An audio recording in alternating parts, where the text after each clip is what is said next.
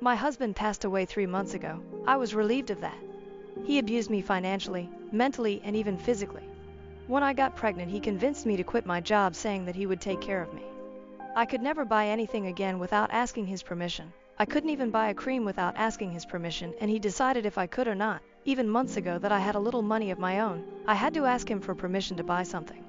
What was mine was his and his was his. But I stayed there because I still loved him and I didn't have a place to go.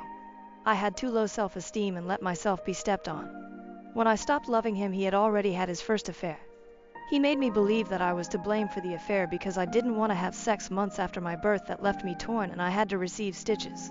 I was already planning my exit and saving money little by little while I was working selling things from home, since he wouldn't let me work outside because he was very jealous. I wanted to pay for a lawyer. He was having another affair with a friend of his, which luckily kept him busier, and I didn't care anymore that he didn't pay attention to me. I wanted him to stay as far away as possible. I knew that man and he knew me. I could have made a big fuss, but I didn't. I kept quiet, planning my way out while he and that man slept together in secret. I only felt disgusted by my husband, nothing more. But my husband died in a way I never would have expected. He is now a martyr. When someone dies, all the sins of that person disappear. Because that's what even my family thinks. Those who knew about his affair and how he manipulated me are now talking about how good a man he was, and we shouldn't insult someone who's dead. Everyone around me talks about how beautiful our relationship was. His family talks about what a great man he was and how he always focused on giving everything to me and our kid. His affair partner hugged me at the funeral, saying that my husband loved me. His friends told me what a great person he was. Everyone talks about how good but he was and how he is now an angel in heaven. And I have to pretend to be sad. The day he died, I cried a lot, but not out of sadness. I cried with relief and I felt free. It would have taken me too many years to save to pay for lawyers with my little store without him realizing that I was keeping money in secret. He would have kept everything. He would have made my life a hell, and I know it because he had told me so every time I stood for myself. But now I have the house. I have everything. I have the monthly money for being a widow. I have my children totally with me. I have started to become a psychologist. Everyone thinks that I do it to cope with my grief, but no, it is to overcome the abuse I suffered from him. It was really hard to pretend to be sad at the funeral, but I did it for my child. I did it because now everything is over and I'm free. If I made a fuss, my ex-mill would have done something so that I wouldn't keep anything. They were just like him. But now I'm just a sad widow who needs help in their eyes. The silly widow who didn't know anything, but that's helping me to be free and have what I deserve. Sorry for the bad English. I use the translator for many parts. Edit. We are not from an Islamic country, and here same-sex couples can live and marry freely. He just cheated on me with a man like he cheated on me with a woman. I guess he was bisexual. Relevant comments. Organic 2003. I am stuck on his affair partner hugging you and telling you he loved you. She had the balls to show at the funeral. Damn, you have more control than I could have ever mustered. Cheers to a life full of fun and love. OP, his affair partner was his football teammate and friend. He is a man. Thanks. PM_ME_happy_. Thinks your husband had an affair with a man or another woman. You have a child or children? OP. His first affair was with a woman, I think. The second with a man, of which I know. Maybe he had others that I don't know. For privacy reasons, I don't want to reveal the number of children, so I prefer to leave it at that. Update. It's been several weeks since I last posted, and I didn't expect my post to end in other places. Honestly, I had totally forgotten that I posted here, but a few days ago, the lover and friend of my ex-husband. I have started calling my deceased husband that way. I don't want to be eternally tied to the idea that he is still my husband even after death. Death did me the favor of separating us, visited my house saying that he found my post. I didn't expect him to find this, and it scared me a bit, but honestly, there's nothing I can do about this anymore if someone has posted it elsewhere without asking me first. One of my sons let him in when I hadn't heard the doorbell, so I had no choice but to let him in to not make a drama in front of my kids, and I wanted to know what he was going to say. Once alone, he told me that he knows that I know about him and my husband having an affair because of the post I sent to TikTok, although I never did any post on TikTok. That's why I think someone uploaded this there. He told me that my husband was not the best husband, but he was a great friend to everyone and a very hard-working man to everyone. That even his family misses him too much, and even though he had his mistakes in the past, that I should let go of the past and stop digging into it because we're all better off like that.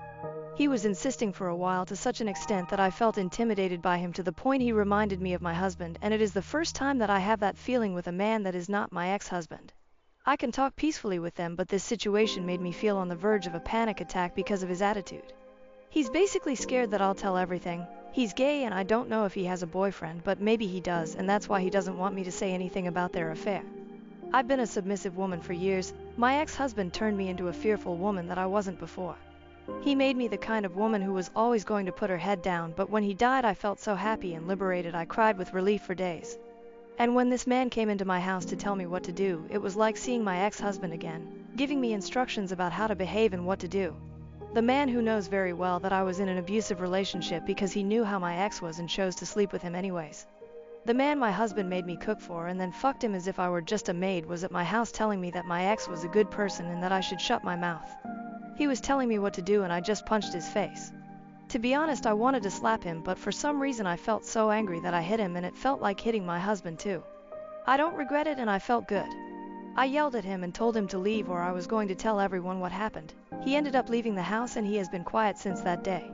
My main plan was just to shut my mouth and let go of the past, but that is one thing, and a totally different thing is that this man comes and wants to impose on me what to do as if I were a doll. Maybe my reaction wasn't the best, but I'm tired of people telling me to shut up. I never managed to say anything to my husband, and that day I felt that I somehow did that. I haven't told anyone yet, nor do I think about doing so. But if he does something, I won't hesitate twice before this time whether to make a TikTok or post on Facebook talking about everything. With the issue of the house, with the economic crisis, I am not sure that anyone can afford what a house like this is worth, but for now I have focused on finally being able to get a better job in the future, to be able to rent a house and be able to rent this house. That could be a really good way to have money. My other goal in the future is to buy a small piece of land, no matter how far it is. I want to have something that is my own and my children. My children don't miss their father too much and I understand them. It has taken me a while to get them a child psychologist, but recently they started to go to their sessions and they are doing well. I also go to a psychologist. I think the best thing I've done is to start making excuses for my ex-MIL and my own family for not seeing them as often as before. And I've started the stage of cutting off contact little by little, making excuses with work or that we're not at home. Although I still have to let my ex-mil come home from time to time, I think even my kids are happier when they see that my own mood is better. I doubt that many people are interested in this, but thank you for the messages I received. Although many do not understand that cultures and laws are different and buying a house or moving to the other side of a country in a month is impossible for many. Relevant comments. Llama_48,213. The audacity. He thinks you are still the maid. Good for you for showing your strength and sending him on his way. The nerve. I would strongly advise you to coach your children to not allow anyone in that house. Not just for AP if he returns. This includes the family you plan to distance yourself from. OOP. Yes, they know that they should not open the door to strangers, but they open the door to people they know because my ex-husband always sent them to open the door for him. I have begun to explain to them that they should not open the door to anyone without telling me first, and now I leave everything with a lock and key. My elderly mom's new friend gives me a bad vibe, prompting me to uncover hidden motives and protect her from potential financial harm. Original post. I cannot for the life of me figure out why I feel like this, but all of my spidey senses are tingling on this woman. Here's a bit of the background. My 40F elderly mom, 70F, has been ill for quite some time and is on hospice. She was living in an independent living place where it was all elderly people in apartment-type units. She has been living there for about 6 or 7 months and made a few casual old people friends, but mostly kept to herself, so I thought. A couple weeks ago my boys and I were visiting my mom. We live right down the street and visit often, when a woman walked up to us with my mom. I extended my hand to introduce myself to this woman when she dismissed the handshake and instead went in for a hug and said, "Oh, I only do hugs for family and we're pretty much family." Okay, a little weird coming from someone I've never met before, and also never even heard a single mention of her, but I pretty much brush it off thinking to myself that she's probably just really lonely or something. I asked my mom about this new friend and she just says that they met there at the old people place and she's been a really good friend to her. Great, I love when my mom has friends, it's important to have friends. But this woman just keeps giving me weird vibes and I can't pinpoint why. A few things that seem odd to me. My mom is moving to a more traditional apartment complex this weekend, and this new friend liked the new apartment complex so much that she decided to move to the same place as well. Her apartment isn't ready yet, but she'll be moving to the same complex as my mom next month. She apparently bought my mom's dog a "I have the world's best auntie" sweatshirt for Christmas. They had known each other for maybe 2 months at that point. She called the other day too. I don't really know why. I guess she gave me her phone number and more formally introduced herself to me. She talked about doing a lot of caretaking stuff for my mom. Oh, I can manage her medications for her if you want. So I replied that while I appreciate the offer, there's a lot of controlled medications and hospice prefers to keep minimal people involved in the medicine stuff, and that taking on caretaking responsibilities for a friend can get exhausting, so it might be best for them to just focus on being friends rather than her wearing herself out trying to take care of her. She immediately went to my mom and made it sound like I was shit-talking my own mom, saying how she's just an exhausting person, blah blah. When I confronted my new friend about going to my mom and relaying our private conversation in a totally twisted way, the friend lied and said that my mom had grabbed her phone and read it all in the text messages. It was over the phone and not at all via text messages. When I pointed out there were no texts, she just kind of stumbled and I dropped it because I knew it wouldn't get anywhere. Every time I talk to my mom on the phone, I can hear this woman telling her what to say or adding comments in. And none of it is outwardly worrisome things, but it feels like I can't have any conversation with just my mom. I'm a very trusting person who generally tries to see the best in people. And this woman has not given me any concrete reasons to doubt her intentions and has in fact been very friendly and polite to me in all of our interactions. Nonetheless, I can't shake this feeling that there's something wrong here. I sat my mom down yesterday and had a conversation with her about my feelings towards this new friend, and she didn't get defensive at all, but disagreed with me and said that her new friend is just being kind and offering to help with stuff because she knows my mom is not the most organized of people and could use the help. I begged my mom to please be cautious and to take the friendship slow and to keep it simply as a friendship and let me, her actual family, handle caretaking stuff. Despite no changes in medications, my mom has been more confused lately and comes across to me like she's overtaken medication, but I only give her one dose at a time and the rest is locked up at all times, so it isn't that. But just to be safe, since she's been more confused lately, I took my mom's credit and debit cards so no one can take advantage of her financially. Reddit, please help me figure out what this woman would have to gain in coming between my mom and I if it isn't medication or money. I don't know how to do a background search or if that's legal for any random person to do. But I did look this new friend up on a couple websites, and all I learned from that is that she has a lot of also known as names, but I can't find anything else. I'll pay for a background search if anyone has a recommendation for good ones. We're in California. Does any of this raise any red flags to anyone else, or am I just being too overprotective of my mom on this? Oh, I almost forgot. I called one of my mom's oldest and closest friends the other day and asked her if she's met his new friend, and if so, what her impression was. She said, honestly, I don't know why I feel like this, but I just get a bad feeling about her. I just feel like she's up to no good. Hearing this made me feel better in that I'm not the only one to pick up on something, but I don't know what, if anything, to do about it all. Update. Thank you so much for all of the responses and heartfelt advice. I'm so sorry to have been MIA for so long after I originally posted, but it's just been a lot. I needed to take a beat to take it all in and deal with the punches from real life that kept coming my way. Immediately after I posted last, I went to talk with my mom. I explained my concerns and she agreed to the 2 cameras I put up in her apartment. On moving day, I was out of the apartment for a few minutes taking my kids back to my house when I logged onto the camera app to test out the settings. I overheard my mom and the friend talking about me. It was not very nice and very much seemed like the friend was just teeing things up to come between my mom and I. My mom was playing right into it. The friend, I'll just call her friend to make it easier, was gone when I got back to the apartment, but I got into it with my mom. I was crying, telling her how hurtful it is to hear my own mother participating in a negative conversation about me after everything I do and have done for her. She cried, I cried, it was awful. But at the end I had at least convinced her that Fran was up to no good. Mom agreed to create some distance between her and Fran, and she immediately told Fran that her behavior towards me was not going to fly any longer and all talk of anything to do with me was off limits. Fran seemed to understand and blamed her behavior towards me on some flimsy excuse that I didn't buy for a second. All was calm for a week or so when one morning I called my mom to check in on her, only to find out she was with Fran out running errands.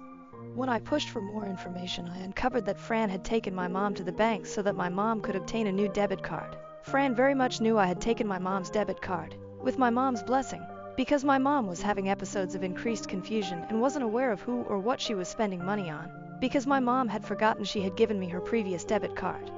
That was the final straw for me. That night I sent Fran the following text message. Hi Fran. Mom told me about you guys going to the bank today to get a card, and I just wanted to let you know that I know my mom appreciates your friendship, but that I do not appreciate your getting yourself involved in things you have no business being involved in. Mom and I have her finances under control between the two of us, and we do not need any assistance getting her squared away, no matter how well-meaning. She's asked me to take her card again, the new one, and has put me as the main account holder so I can be sure she has access to what she needs but that no one else does. I want to believe you're coming from a sincere place of just wanting to help my mom, but it complicates friendships greatly when you get into financial territory. I handle all of my mom's finances and medical stuff, and it's working for us that way. My mom very much appreciates having you as her friend, but she doesn't need a caretaker. I've got that covered. If you sincerely want to be her friend, you need to take 10 giant steps back and check yourself regarding how you're coming across to me. Because from my perspective, it very much looks like you are dancing precariously close to the elder abuse line, and I'm sure you wouldn't want me to get the authorities involved here, but that's exactly what will happen if things continue down this path. Fran responded with some BS reply akin to, "Oh my word, I would never take advantage of anyone, and I just wanted to help your mom, blah blah blah. Oh, and I think you and I have gotten off on the wrong foot, daughter, which is my fault, but I'd like to start over again, more blah blah blah." I never replied to Fran further, and she has, shockingly, not really reached out to my mom since. I believe she is due to move into the apartment complex this weekend though, so we shall see if she pops back up out of the woodwork. I think she understands that I see through her attempts to come between my mom and I, and that she'll need to focus her efforts to scam people somewhere else. I notified my mom's hospice nurses and her social worker as well. I also bought a really super cool medication dispenser. I won't name it because I'm not plugging anything, but feel free to reach out to me if anyone has family members that they need some help managing medications for. It's expensive and probably cost prohibitive for a lot of folks, but it has been a game changer for me to keep my mom's medicine safe and organized. That is locked and syncs up to an app, so I get notified every time it dispenses a medication. That made me feel much better about Fran not having any access whatsoever to my mom's prescriptions, but the trip to the bank showed me exactly what Fran was after. I notified the bank that if Fran is with my mom, they are to contact me immediately. All in all, I think most of you were correct. Fran was using my mom for money. Or she was trying to, but luckily I caught it before much damage was done. I think I've made my position on Fran clear to her, which is why she is staying away. I think I still need to contact the independent living facility about my concerns with Fran, because, I swear I'm not making this is. My mom says that Fran is going to be working at the independent living facility after she moves out. And I don't want her to be in a position to take advantage of anyone else. Thank you again to everyone who replied and reached out to me with resources and/or advice. I read every reply, and I actually read a number of them to my mom as well. It really helped her to see Fran for who she really is. New update second, hopefully final. Update September 30th, 2024. Thank you to those who keep checking in with me asking how my mom is doing and if there's any updates. Original post here first, update post here. My mom is still on hospice and doing okay, all things considered. She has her good and her bad days, but she has been mostly lucid lately, and I'm grateful for that. F has been mostly MIA, thank goodness, ever since I told her, in no uncertain terms, to beat it. The only time I have heard from her since was when my mom's phone wasn't working and F called me and left a message wanting to know if my mom was okay. I left her to read. So that told me that my mom hasn't cut her out completely, although she tells me she has. But I have, with my mom's blessing, taken control of any avenue F could possibly use to take advantage of my mother. I alerted the hospice nurses and social worker, and I let F know that I had done that as well. My mom also finally made some better friends who live nearby, and they also helped keep an eye on her for me. I did not go to the police as I didn't feel I had a case to do so, but I did let F know I wouldn't hesitate to do so if given a reason. If F comes back around my mom or gives me any reason to think something is up, I'll update you all to let you know. But as of now, my mom is safe. I handle all her medication as well as her finances, so no one can weasel their way in to try to take anything at all away from my mom. Thank you to everyone for your care and concern. Relevant comments. Comment: they want her pills. OP. I thought the same thing, which is why I locked them up tight. My mom agreed to a camera right over her dispenser so we can keep eyes on her medications at all times. The machine I got her is pretty cool too, and alerts me via text if the machine door is ever opened. Not that it could be, because it has a passcode on it that even my mom doesn't know. So there's lots of safeguards in place to ensure no one gets into any of her stuff at all. A player's mom nearly ruined my D&D game, but instead led me to love, friendship, and a new role as Uncle Caleb in a found family. Original post September 13th, 2024. I run 2 D&D games. One I run at a local game shop. It is family friendly, and I welcome anyone who can behave and take a shower. Second game is run at my house with me and my 4 oldest friends. We get drunk and screw around in the campaign. It's a campaign we have been running since 5e first came out and is very much built around our terrible humor. Very not public play space friendly. New player is a nice 9-year-old kid named Simon. He loves playing in my public game and found out I run another game. Asked if he could join and I told him it wasn't really open to new players. He was cool about it. Simon is a good kid. Simon's mom found out later when she picked him up and tried to force him into my other game. I had to get the owner to help me calm her down and get her to leave. Simon was in tears apologizing. I felt so bad for him. Owner told mom if she ever set foot in his store again he'd ban her and Simon from the store and get the police involved if he had to. She left in a hurry and almost boned a car in her rush to leave. Simon's dad drops him off now. He came to me and the owner and begged for our forgiveness. Turns out mom wanted Simon in my game as a form of babysitting so she could go out and party with her other terrible mom friends. We told him as long as it's him dropping Simon off there won't be any issues. He's a good kid, and I'd hate to lose our monk. TLDR, I run 2 games. One is kid-friendly, the other is private at my home. Kid wanted private games. I said no. Mom got mad and ruined everyone's day because she is a bad person. Edit. Thanks for indulging in my drama sharing. Love the hobby. Simon is a great little dude. His dad is a great big dude. Glad to have met them. Thanks everyone for letting me spam replies and shoot the breeze. You're all great. Update September 17th, 2024. If I have any updates on things I'll post on my profile so as to not spam unrelated things on various subreddits. Original post here. Hey everyone! It has been pure chaos the last few days, but after everyone was so nice I figured I'd let you guys know what has happened since it's mostly good news and should put some minds at ease. I ran into Simon's dad and his sister Anna at the store and they invited me out to lunch to chat. Simon's doing pretty well all things considered.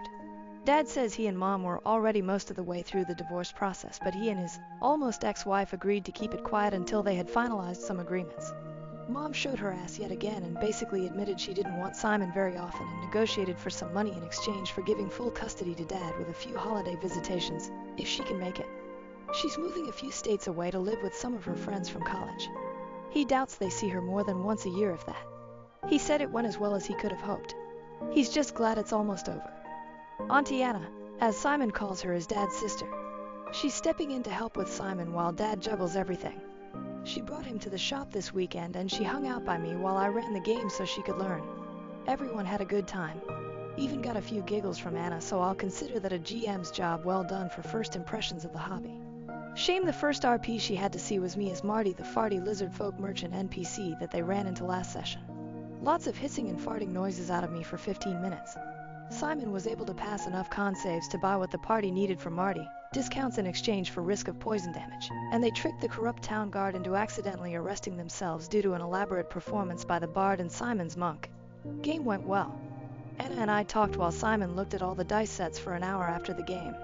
She's been pulled into a parent group of parents of kids in Simon's class. I guess Simon has all the other kids wanting to try playing, and since my private game is on hiatus for at least 6 months, I offered to run one if the parents were comfortable with it.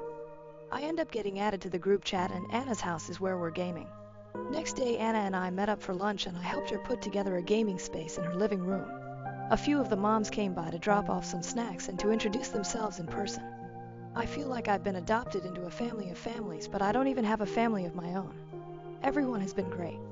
I'm so glad Simon is surrounded by these people and not people like his mom. The kids were all very well behaved. Anna and I were a bit nervous being the chaperones for a bunch of kids, but Simon's friends are great. They all had a blast making characters and doing the test encounters I had for them. There's a girl that made certain she was always seated next to Simon and barely took her eyes off him. She has a huge crush on him, but doesn't think he even realizes what's going on. It's adorable. Parents were all happy with game night, and honestly I liked running for all kids way more than I had expected. Anna and I agreed we were fine with doing this regularly, so now Anna and I are the game masters to everyone. Also, I'm now Uncle Caleb to Simon. Not sure what I did to earn the title, and I definitely didn't get emotional when he called me that. So that's about it. I still run 2 games. I've been adopted by a 9-year-old, and I've taken over Anna's living room with minis and battle mats. Simon is an incredible little dude, and I'm glad to have met him and his amazing family, one parent excluded. TLDR, mostly good news for Simon and his family. I've been adopted into said family somehow. and I'm now running a game for a bunch of Simon's friends in place of my private home game for the time being. Edit. Thanks again, folks.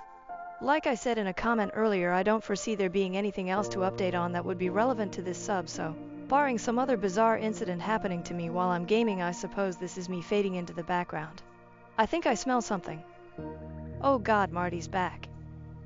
Edit 2. Just gonna sneak this in here because people are actually messaging me like crazy and I wanna just state my status with Anna. I am deeply infatuated with her. I could just go on about her like a love-struck puppy, but I'm embarrassing myself enough as it is. We've got a busy next couple weeks ahead of us, but luckily for me a lot of that busy time will be spent with her working on things for Simon and the game nights. So for now I'm gonna let things be, give us time to know each other better. We've been texting pretty regularly the last few days, and I'm starting to think there's something here. Once things calm down I fully intend to ask her on a date.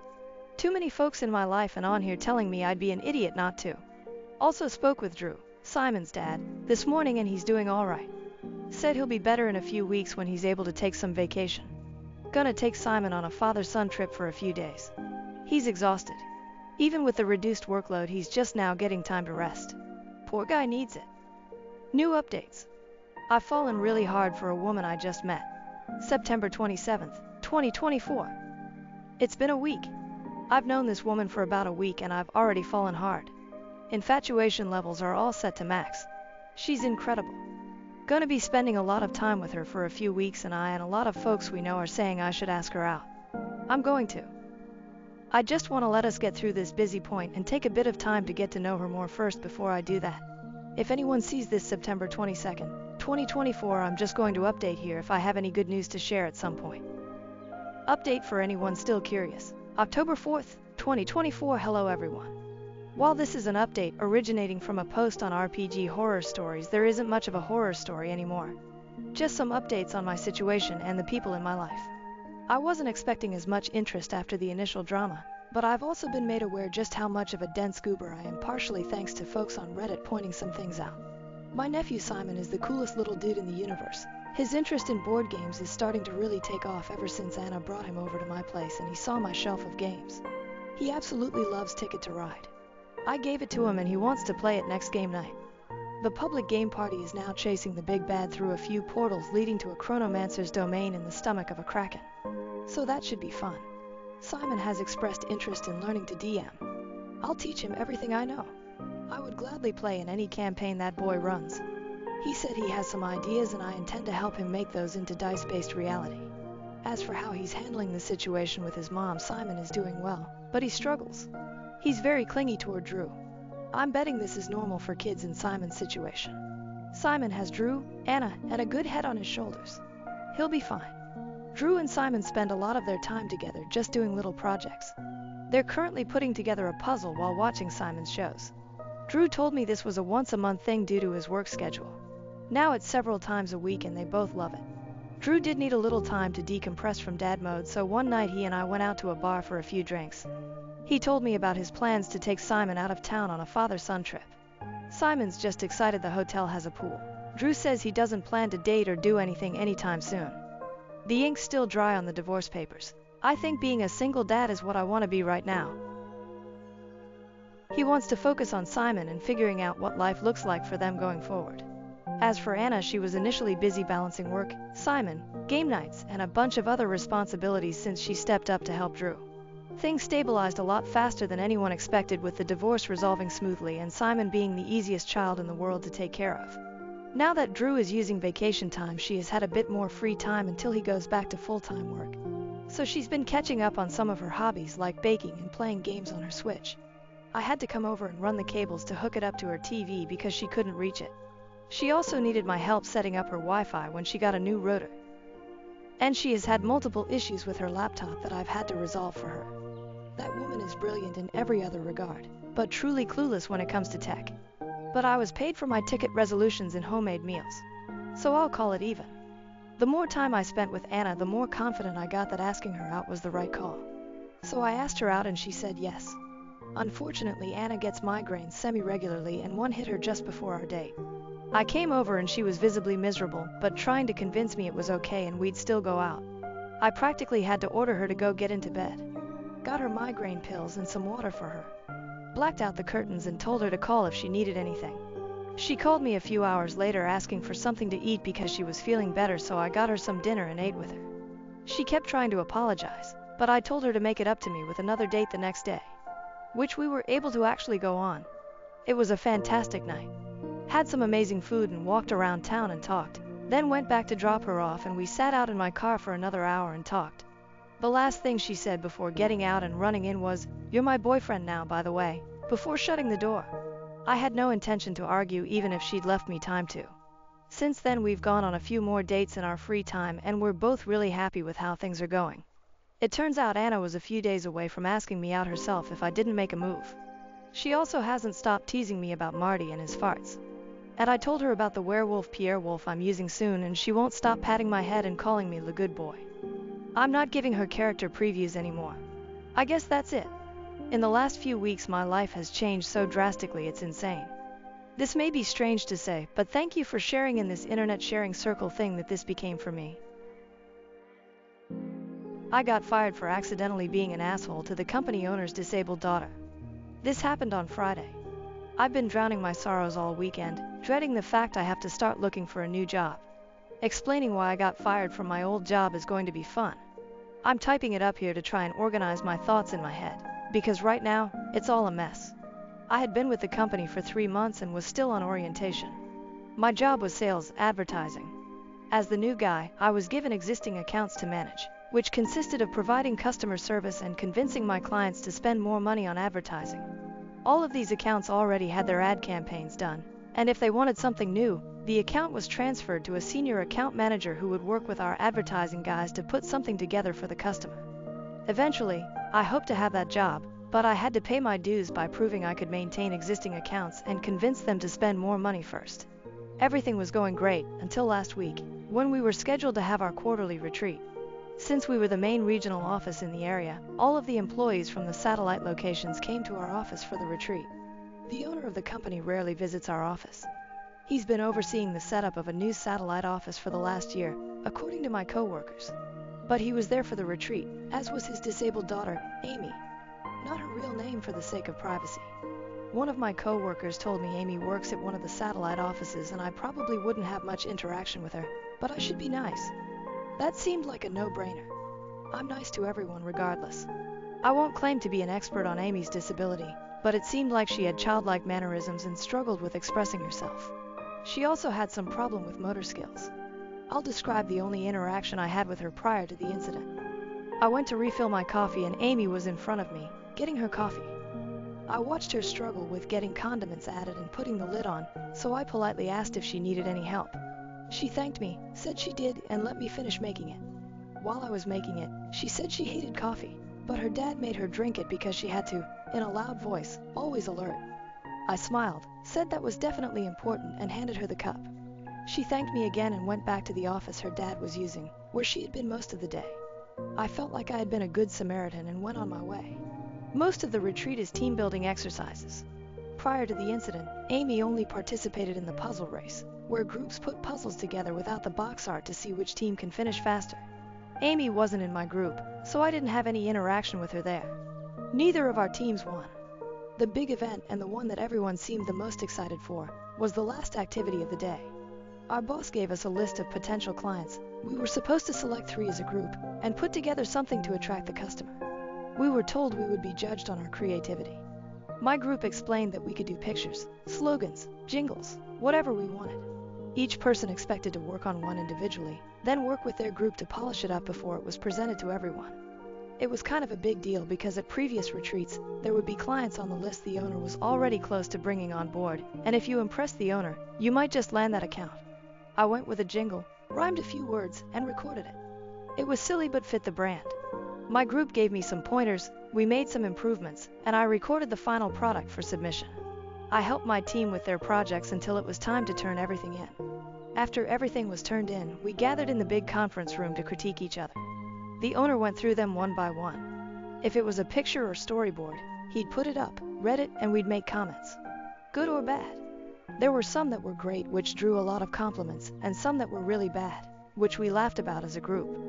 You could tell the senior account managers didn't care much about the exercise or put much effort into their pitches. Nobody seemed to get upset or offended, regardless of the feedback. When my jingle was played, it got a lot of comments, not all of them good, and I took the feedback with a smile. After getting my feedback, I felt a little more comfortable about sharing my thoughts on other presentations. I gave what I thought was valuable feedback to a few products, laughed at a couple others, and then a rather crude drawing was put up for the exact same company I had chosen. I immediately joked that, well, at least my jingle was better than that. Did a 3-year-old draw it? And laughed. To absolute silence. I was really confused because plenty of people had made jokes and everyone laughed. Instead, a few people looked at me like I was disgusting and the owner said, well, if you don't have anything nice to say, keep it yourself maybe? Then my boss scooted down to where I was sitting and told me I needed to go to my desk. Now, I noticed as I was gathering my things that the owner's daughter was red-faced and starting to tear up. The team building exercise was over for me. I went back to my desk and it began to sink in that the drawing must have been drawn by the owner's daughter. There was no warning or anything. The owner didn't reveal who put together what we were looking at until after a few critiques. Maybe I should have known. Everyone was joking and having fun up to that point. Someone else had a pretty bad drawing that got laughed at. Either way, I felt awful. As soon as the event was over, I approached my boss to apologize. He told me to wait for him in his office. Long story short, I was fired. My boss said since I was still on orientation, he had decided I wasn't a good fit for the company, so it was better to let me go now. He didn't outright say I was being fired for making fun of her drawing, but that's literally the only thing that I've ever gotten in trouble for. My work, up until that point, had been praised. I didn't get much time to process it because my boss had already called security, who showed up fairly quickly, and escorted me to my desk to gather my things before escorting me out of the building. An hour later, I got a call from one of my former teammates, who asked if I wanted to join the team for a drink one last time. They needed it after the retreat and felt bad that they didn't warn me. I wasn't feeling up for it, but I wanted to try and make sense of the whole situation. So I went to the bar. In the back of my mind, I was thinking that since I'm about to start looking for a new job, a few references from former coworkers wouldn't be bad since I definitely won't be getting one from my boss or the owner of the company after everything that happened. The team explained that Amy comes to all of these retreats, and she always does some crude drawing like that. Everyone just sort of knows to say nice things about it and move on. One of my teammates said that once you've seen one of her drawings, you know what to look for. Well, I didn't, and nobody warned me. I started to get pretty upset that this was a known thing and everyone knew but me, but what could I do? I had already fucked up and it cost me my job. The team also shared more about Amy. Apparently she works at one of the satellite offices but doesn't really do anything. The people in charge of the office try to come up with stuff for her to do because she gets upset when she's bored. The team said the way the people who worked there described it, they were basically her babysitter, so she wouldn't bother her dad all day when he spent most of his time there. And after he moved on to establish the new satellite office, he didn't take Amy with him because she liked all the friends she had at that office. They also said that her dad had harassed a few single guys at the office to take her on dates, which seemed pretty damn HR inappropriate, but he does own the company. My team said Amy desperately wants a boyfriend and wants to get married, which she talks about all the time. The consensus seemed to be that there's no way she actually understands how relationships or marriage works, and her dad probably put this idea in her head to begin with. One of my teammates did joke that it wasn't a bad deal, because whoever married her would inherit the company since she is the old man's only kid. I wasn't really in the mood for jokes at that point after losing my job over one, so I told them I needed to go. The only good thing is my former team members did say they would gladly give me a reference if I needed it, since they felt so bad about not telling me about the Amy situation to begin with. Oh, and the cherry on top. Amy sent me a Facebook friend request over the weekend. I haven't accepted it. I already upset her and it cost me my job. Part of me wants to accept it, apologize, and block her, but I'm not sure I'm ready for that either. I'm going to take a few days to get myself together and then get my resume out there. Edit. After reading all of the replies, including quite a few DMs, and talking with a close friend, I've decided that I'm going to accept the friend request. I'll do an update if there's any sort of conversation. I plan to open with an apology. If she replies, great. If she doesn't, then at least I will have a clear conscience knowing I've done the right thing. Update.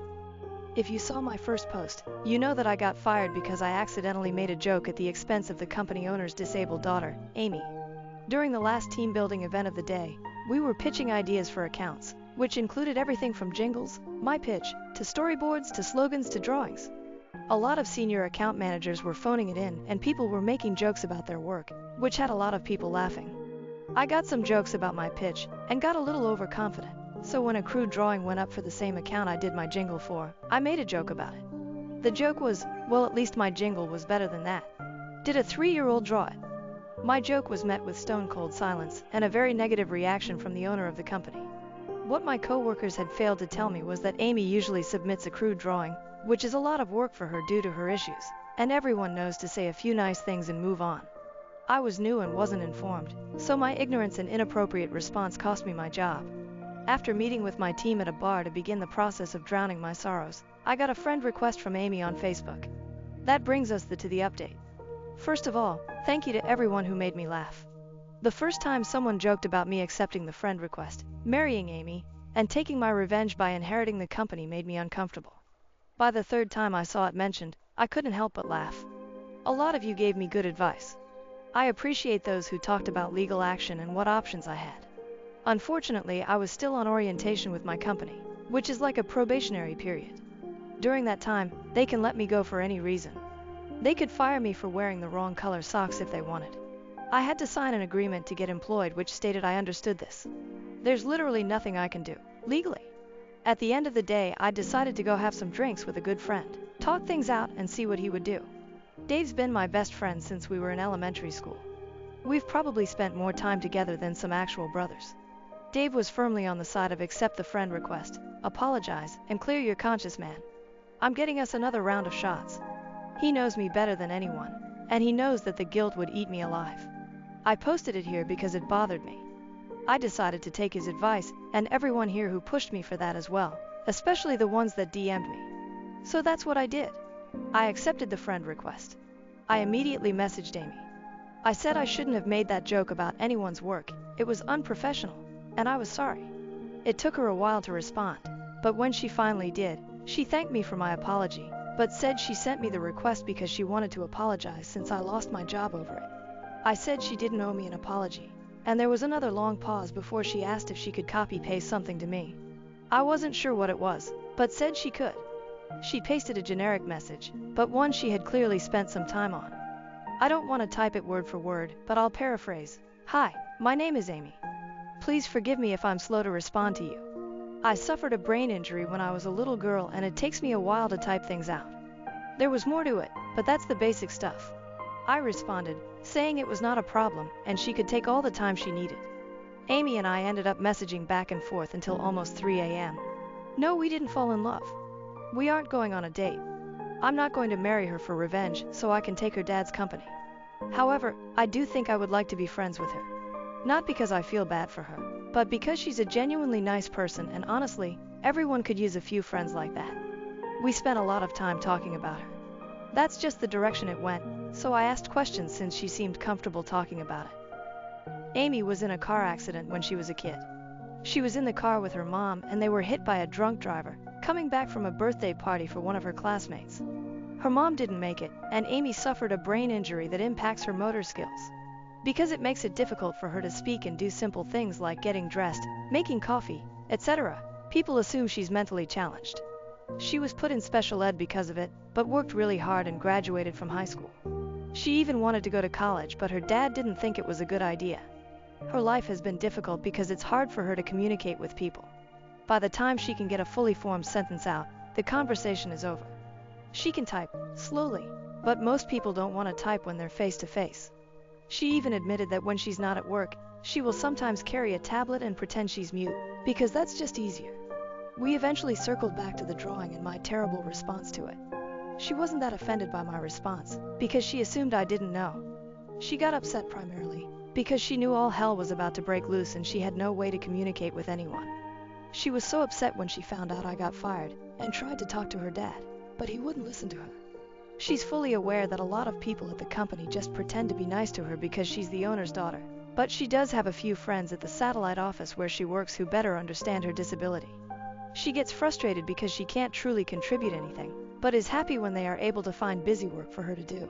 It might take her all day to do something another person could do in a couple of hours, but it's better than sitting around bored all day. She knows she's a burden and a bother to her dad when he's around, but he's her dad and she loves him. She wishes every single day she was a daughter he could be proud of, rather than a burden. She tries talking to him via emails and text messages, but he usually doesn't respond. If they're in the same location, he'll just walk over and respond verbally, which is frustrating because it becomes a one-sided discussion with her unable to do anything but give simple one-word answers like yes or no.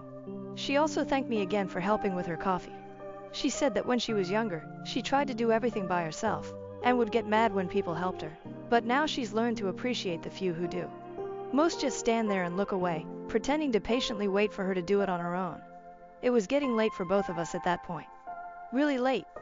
It takes her a long time to respond to messages. There's misspellings. I get why someone would assume she's mentally challenged. I myself referred to her in my first post as having childlike mannerisms, which was a misunderstanding on my part. When she tries to force words quickly or emphasize something, she gets really loud, which makes her sound like an excited toddler rather than an adult trying to have a conversation. We ended our talk last night agreeing to talk again sometime. She asked if I had watched the first episode of House of Dragon yet, which I have, and she asked if I'd like to talk about it after she watches it. I told her I'd love to. So that's it, that's the update. Sorry to those who expected me to steal her dad's company. I'm definitely not doing that. Talking to Amy did make me feel a lot better though. I don't know how I'm going to handle the whole firing thing at my next interview, but a few of you suggested I just leave a gap on my resume, and I may just do that. I doubt there will be any future updates, but at least this has a happier ending than my first post. TLDR, since a few asked for it in my first post. I lost my job, but I may have gained a friend. Edit, she loved House of Dragon. Supervisor demands cancer-stricken student turn on camera during virtual meeting. What happens next will shock you. There are two important background things to know for the story. 1. I was diagnosed with a rare ovarian cancer at the beginning of this year. I had surgery and some chemo and am mostly recovered now. I still have to go in for frequent testing and occasional monitoring. I am a private person to the extent that I have dated people for years without telling my parents, so you best believe random co-workers and bosses are unaware of my medical history. 2. I attend a university that has an ambassador program. Basically, if you have a high enough GPA, you are able to interview for the program, and if you get in, they pay for your tuition during the time you are an ambassador. In exchange, you work 5 hours a week and work graduation or other events. I am one of these ambassadors. This is my story. Law and Order sound effect. My supervisor for the ambassador program, Miss M, has spent the majority of our time together belittling me. As I sit here typing about her, I find myself already exasperated thinking about reliving some of the details, so I will be short and sweet for both your sake and mine. She follows every rule to the letter and leaves no room for collaboration or discussion. As an example, we use Microsoft Teams for communication, and she has us clock in and out in a group of 20 people by saying, "I'm here," and "I'm leaving." So every day you have to scroll through dozens of messages to find anything of import and listen to notification sounds every time someone so much as takes a lunch break. I suggested using the time clock function on Teams and even offered to set it up for us, and was told that I was deliberately undermining her position. Another quick example is her vehemence when I told her I didn't have any social media to advertise the college. She was certain I was lying and went so far as to ask the other ambassadors to try and find me. They didn't. There's nothing to find. Crazy concept. I've challenged her at a couple of junctures, but ultimately realized I was fighting a losing battle and I'd be better off keeping my head down. Laughs in dramatic irony. Fast forward to 4 days ago, Friday. There's a mandatory virtual event in 3 days, Monday, where the dean of the college would talk to the ambassadors, as well as live stream the event to the college's website and YouTube page. Miss M sent out a message that I will copy and paste here, because the formatting is so dramatic that it makes me chuckle. Students must have their cameras on and phones off. Repeat, phones off, cameras on. Like, come on lady, bold, caps, or italics. Your email almost gave me a stroke. I followed up the same day. Miss M, unfortunately I will be at a doctor's appointment at this time and will be unable to turn my camera on during the event. No response. I sent another email to follow up. No response. The day of the event rolls around. I directly messaged her through Microsoft Teams 10 minutes before. I see that she's seen the message with a red receipt. Nothing. Okay, video chat starts and several students join the session with their cameras on. Then the dean. He gets halfway through introducing himself and Miss M interrupts him as he takes a brief pause and says, "Excuse me, could we please have all of the students turn their cameras on?" I say nothing but put a quick message I already had typed in anticipation in the group chat. "Miss M, I have a private situation that bars me from turning on my camera. I have contacted you individually." Not but a few seconds after I send it, I get called out by name, and I respond audibly, "Miss M, I cannot turn on my camera at this time." And she responds, "Expectations were clear and you were told multiple times about this.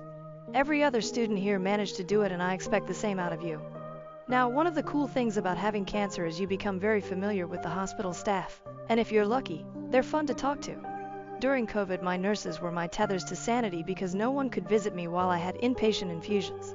So I told one of my nurses, Amy, about this situation beforehand. She joked that if I was told to turn my camera on, I should really play up my illness. In any other situation, I would have been entirely opposed, but sweet revenge was in sight. When I replay it in my head, I imagine that anime fist-clenching thing when the protagonist resolves to get revenge. I set my laptop back a bit further from myself on my legs so you could see the entirety of me in my hospital regalia. Teams will display the person currently talking as the largest image in chat. Everyone had their audio off except me, the dean, and Miss M, so when I turned my camera on, I was displayed as the EKG loudly thrummed away, on max volume, thanks to Amy. Silence. Me. I asked Miss M through email and Teams if I could opt out of having my camera on, but she insisted. I waited a beat to see if anyone would say anything and then continued with my special vocal blend of melodramatic gratitude and illness-laden shakiness. Virtual engagement is so important for this new era of learning. I can see why having the camera on is important, though I was hoping I might be granted an exception. Dean. Miss R, you are more than welcome to turn your camera off. I am so sorry for the misunderstanding. Me. Thank you so much for making a special exception for me. It's been a difficult week, but I feel grateful to be here. Then two people leave the call. One was Miss M and the other was Anthony, who is Miss M's boss. I didn't know he'd be there. Haven't heard from either of them yet, but I'm awaiting a follow-up with anticipation. I'm typing this from the hospital and feeling gratitude for a lot of things. 'Tis the season after all. I am here. I am alive. And above all, this stupid disease won't stop me from putting a bully in their goddamn place. TLDR, I'm recovering from cancer and had to go in to be monitored for a separate but related condition. A supervisor for a school program insisted I turn on my camera for a virtual event that was live streamed, and when I turned my camera on, I could see I was very much hospitalized. Hilarity ensues. Cue sitcom music. 4 out of my 5 children are not mine, according to my recent DNA test. Nothing good comes out of a woman's silence. I apologize if this is not an appropriate sub to ask.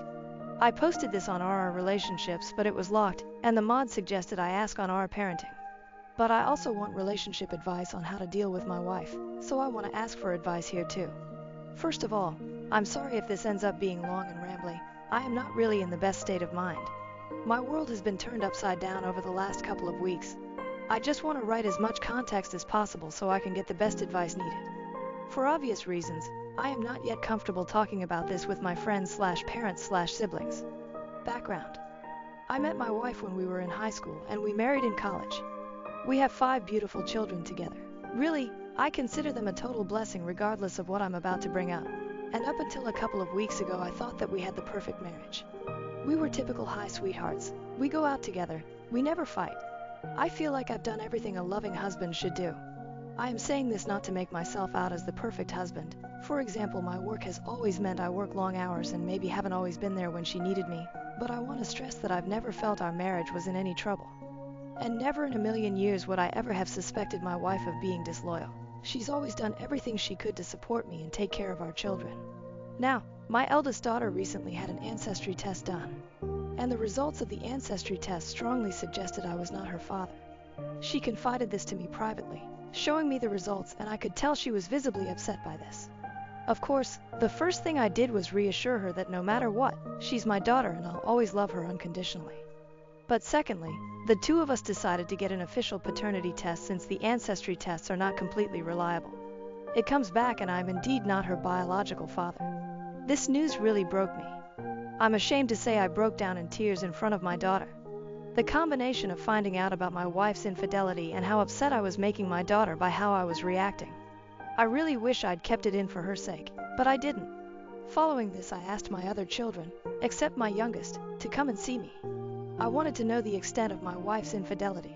If it was a one-off, I could maybe work past it, especially given how long ago it would be. However, I didn't want to tell my youngest as she is still in school, a teenager, and really I didn't think it was appropriate to tell her yet. We tell the other 3 what has happened. I reassure them that I love them unconditionally and that I'll always be their dad, but that I need to know how long this has been going on. God, I can't begin to explain how touching their reaction was. They didn't care that I wasn't their biological father. They were just upset at how heartbroken I was. I feel like the only thing that has kept me going these last couple of weeks is their unwavering support.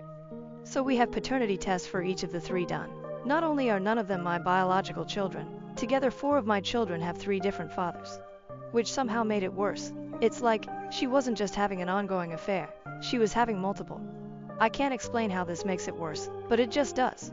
So I confront my wife with this, expecting her to confess and beg for forgiveness. She doesn't confess. She doesn't even take it seriously. She says the test must be flawed. All 4. How the hell am I supposed to take that seriously? I keep bringing it up and she keeps brushing it off, getting progressively more annoyed at me. When I bring it up, she will try and guilt trip me. We've been together since high school. Do you seriously not trust me? Etc. But how am I supposed to trust her in the face of such overwhelming evidence? Now that I have rambled and explained what has happened, I guess let me ask a few direct questions for advice. How can I reassure my children this doesn't change anything between us? I feel like the way I have reacted, total breakdowns, has made them second guess this despite however many times I reassure them. How do I handle my youngest daughter? I feel like our marriage is beyond saving, and I will need to tell my daughter something. I don't want her to know the truth until she's older. But I also don't want my wife lying and making me out to be the villain. Is there any way at all, you think I could or should save my marriage? I've been with my wife my entire life.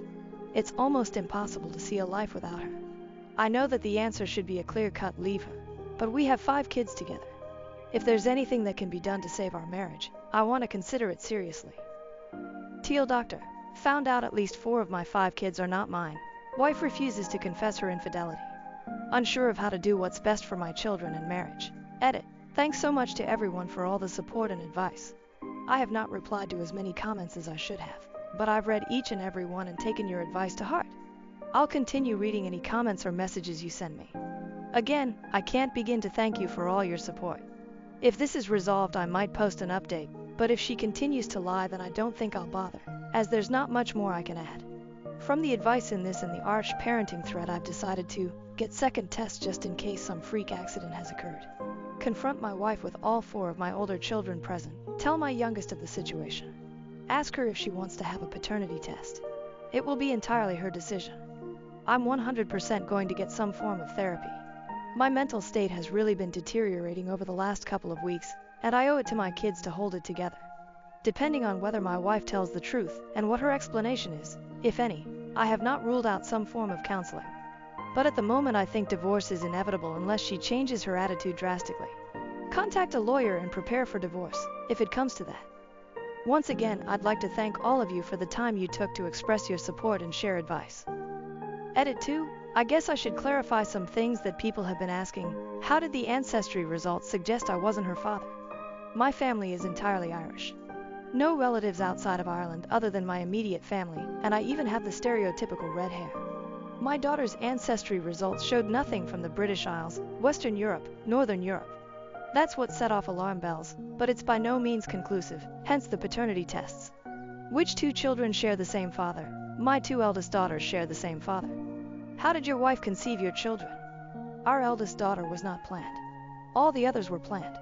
Each time we conceived several months after we started trying. Our first 3 planned children were both our ideas, while she pressured me into having our youngest. She was in her late 30s and wanted one last child before it was too late, and eventually I agreed. She was conceived several months after we started trying too. Are you infertile? I don't know. I've never had a fertility test done. But the fact that none of our planned children are mine makes me think that I might be. I will have a fertility test as soon as possible.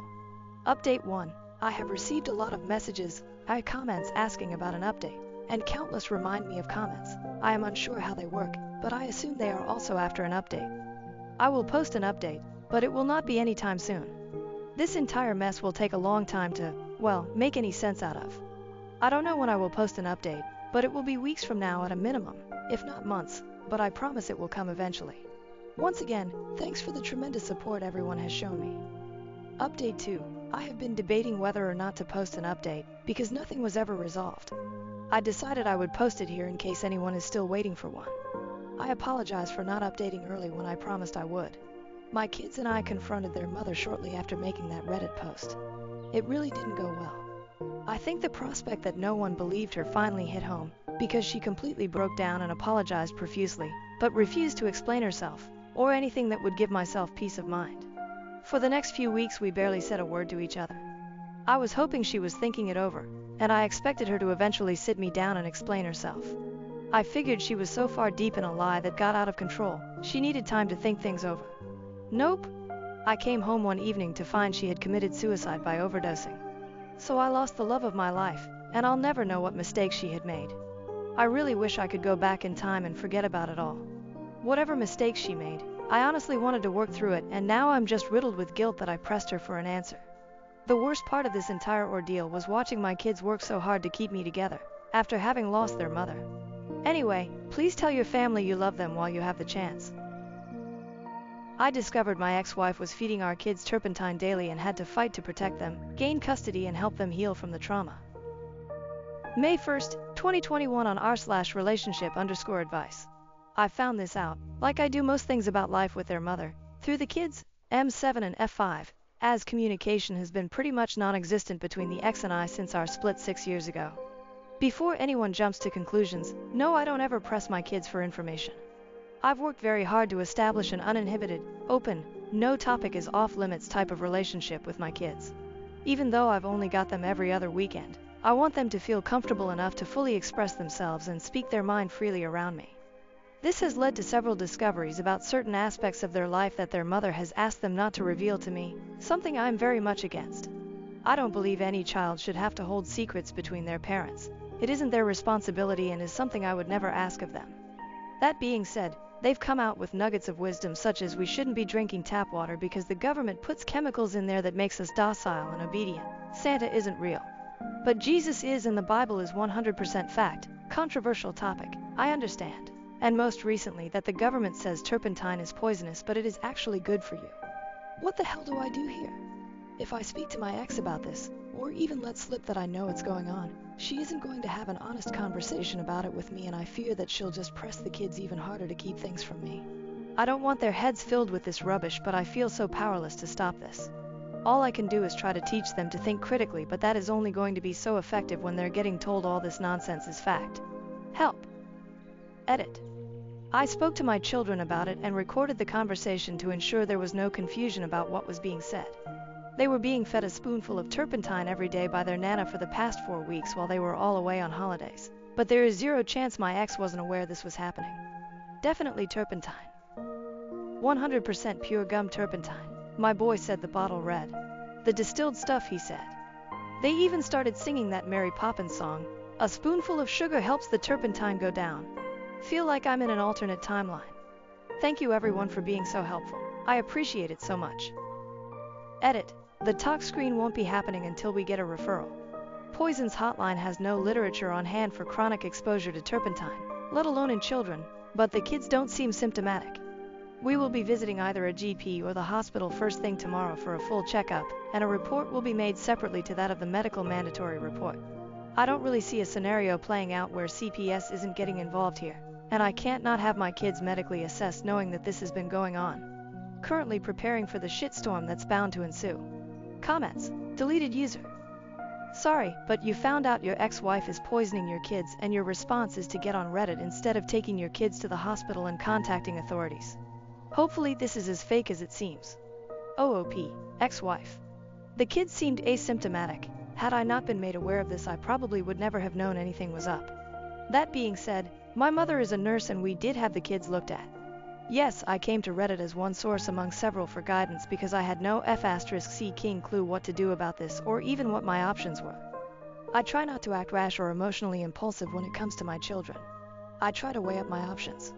My father has a muddy history, so even though he's not the same person he was 15 years ago, a CPS investigation has potential to forcefully alienate my children from their grandparents. That's just one example of what factors into this. I wish this were fake. Deleted user. What the fuck? Asymptomatic? Dude, they've told you she's poisoning them. You should have immediately taken them to the hospital, regardless of whether you can see symptoms. I don't care if your mom is a nurse, she can't run tests by looking at them. Anyway, I still am not convinced this is real, but if it is, what you just said about your dad makes this all more confusing and sketchy. Take your kids to the hospital and seek legal help. OP, we spoke to the hospital man. We called ahead. There was literally nothing they were prepared to do for us other than what we had already done. They wouldn't run tests unless the kids were exhibiting symptoms or they had a referral, even after telling them what was going on. The nurse was very apologetic, but it is what it is. Best they could offer was a place 2 hours away that wouldn't open until tomorrow anyway. I know what you're saying, but it just isn't that simple. And yeah, I understand that seems sketchy. I guess it kind of is. There's no legal help I could possibly get on a Sunday evening and no way we could move things forward without rushing into it. We are going through everything tomorrow, properly and thoughtfully. Fast walking short guy, Jesus Christ. Record some evidence, send it to the cops, and have your ex imprisoned for child endangerment at the very least. This type of potato is going to start feeding them fucking bleach or urine sooner than later. Not even joking. She is a dangerous level of stupid that your kids should not be forced to suffer. It is your responsibility to take action to protect them from her. OOP. Unfortunately, the only evidence I have is a second-hand verbal account of the testimony of a 7-year-old boy. He told my mother, his grandmother, who is a career nurse, who promptly told me what was going on. She's 50 shades deep into crazy conspiracy theories herself, and even she was mortified upon hearing this. My ex won't say or admit to anything, and I don't trust her to be honest. If her custody arrangement is on the line, it's all just conjecture at this point. Fast walking short guy, hire a private eye. Get evidence. It's your responsibility as a parent to protect your children. You can't be so passive. Do something. OOP. I agree, it is my responsibility. I have zero intention of being passive about this. I just see my current options hitting a lot of dead ends. That's why I've come here. If I'm going to go the legal route, I want to move it through clean. Calculated. No room for error. He said, she said BS won't even get me a seat in the courtroom. Private investigator could be something worth following up though. Thank you. Fish guts cake. Those poor kids. Good idea picking this idiot to mate with. OP. Yeah, look, I've got no good defense for that. Changed a lot after she got her ring though.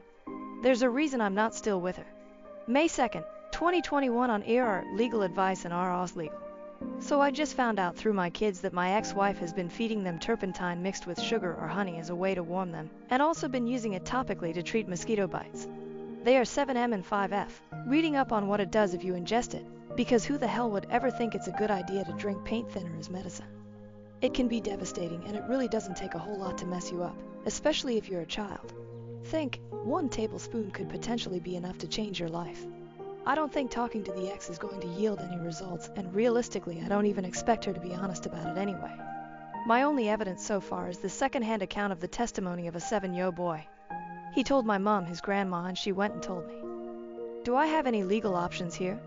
Should I be collecting evidence, and if so, what kind? I honestly don't know what to do. I can't have my kids being fed literal poison, and to top it off they were saying, yeah, the government tells us it's poison, but it's actually good for you.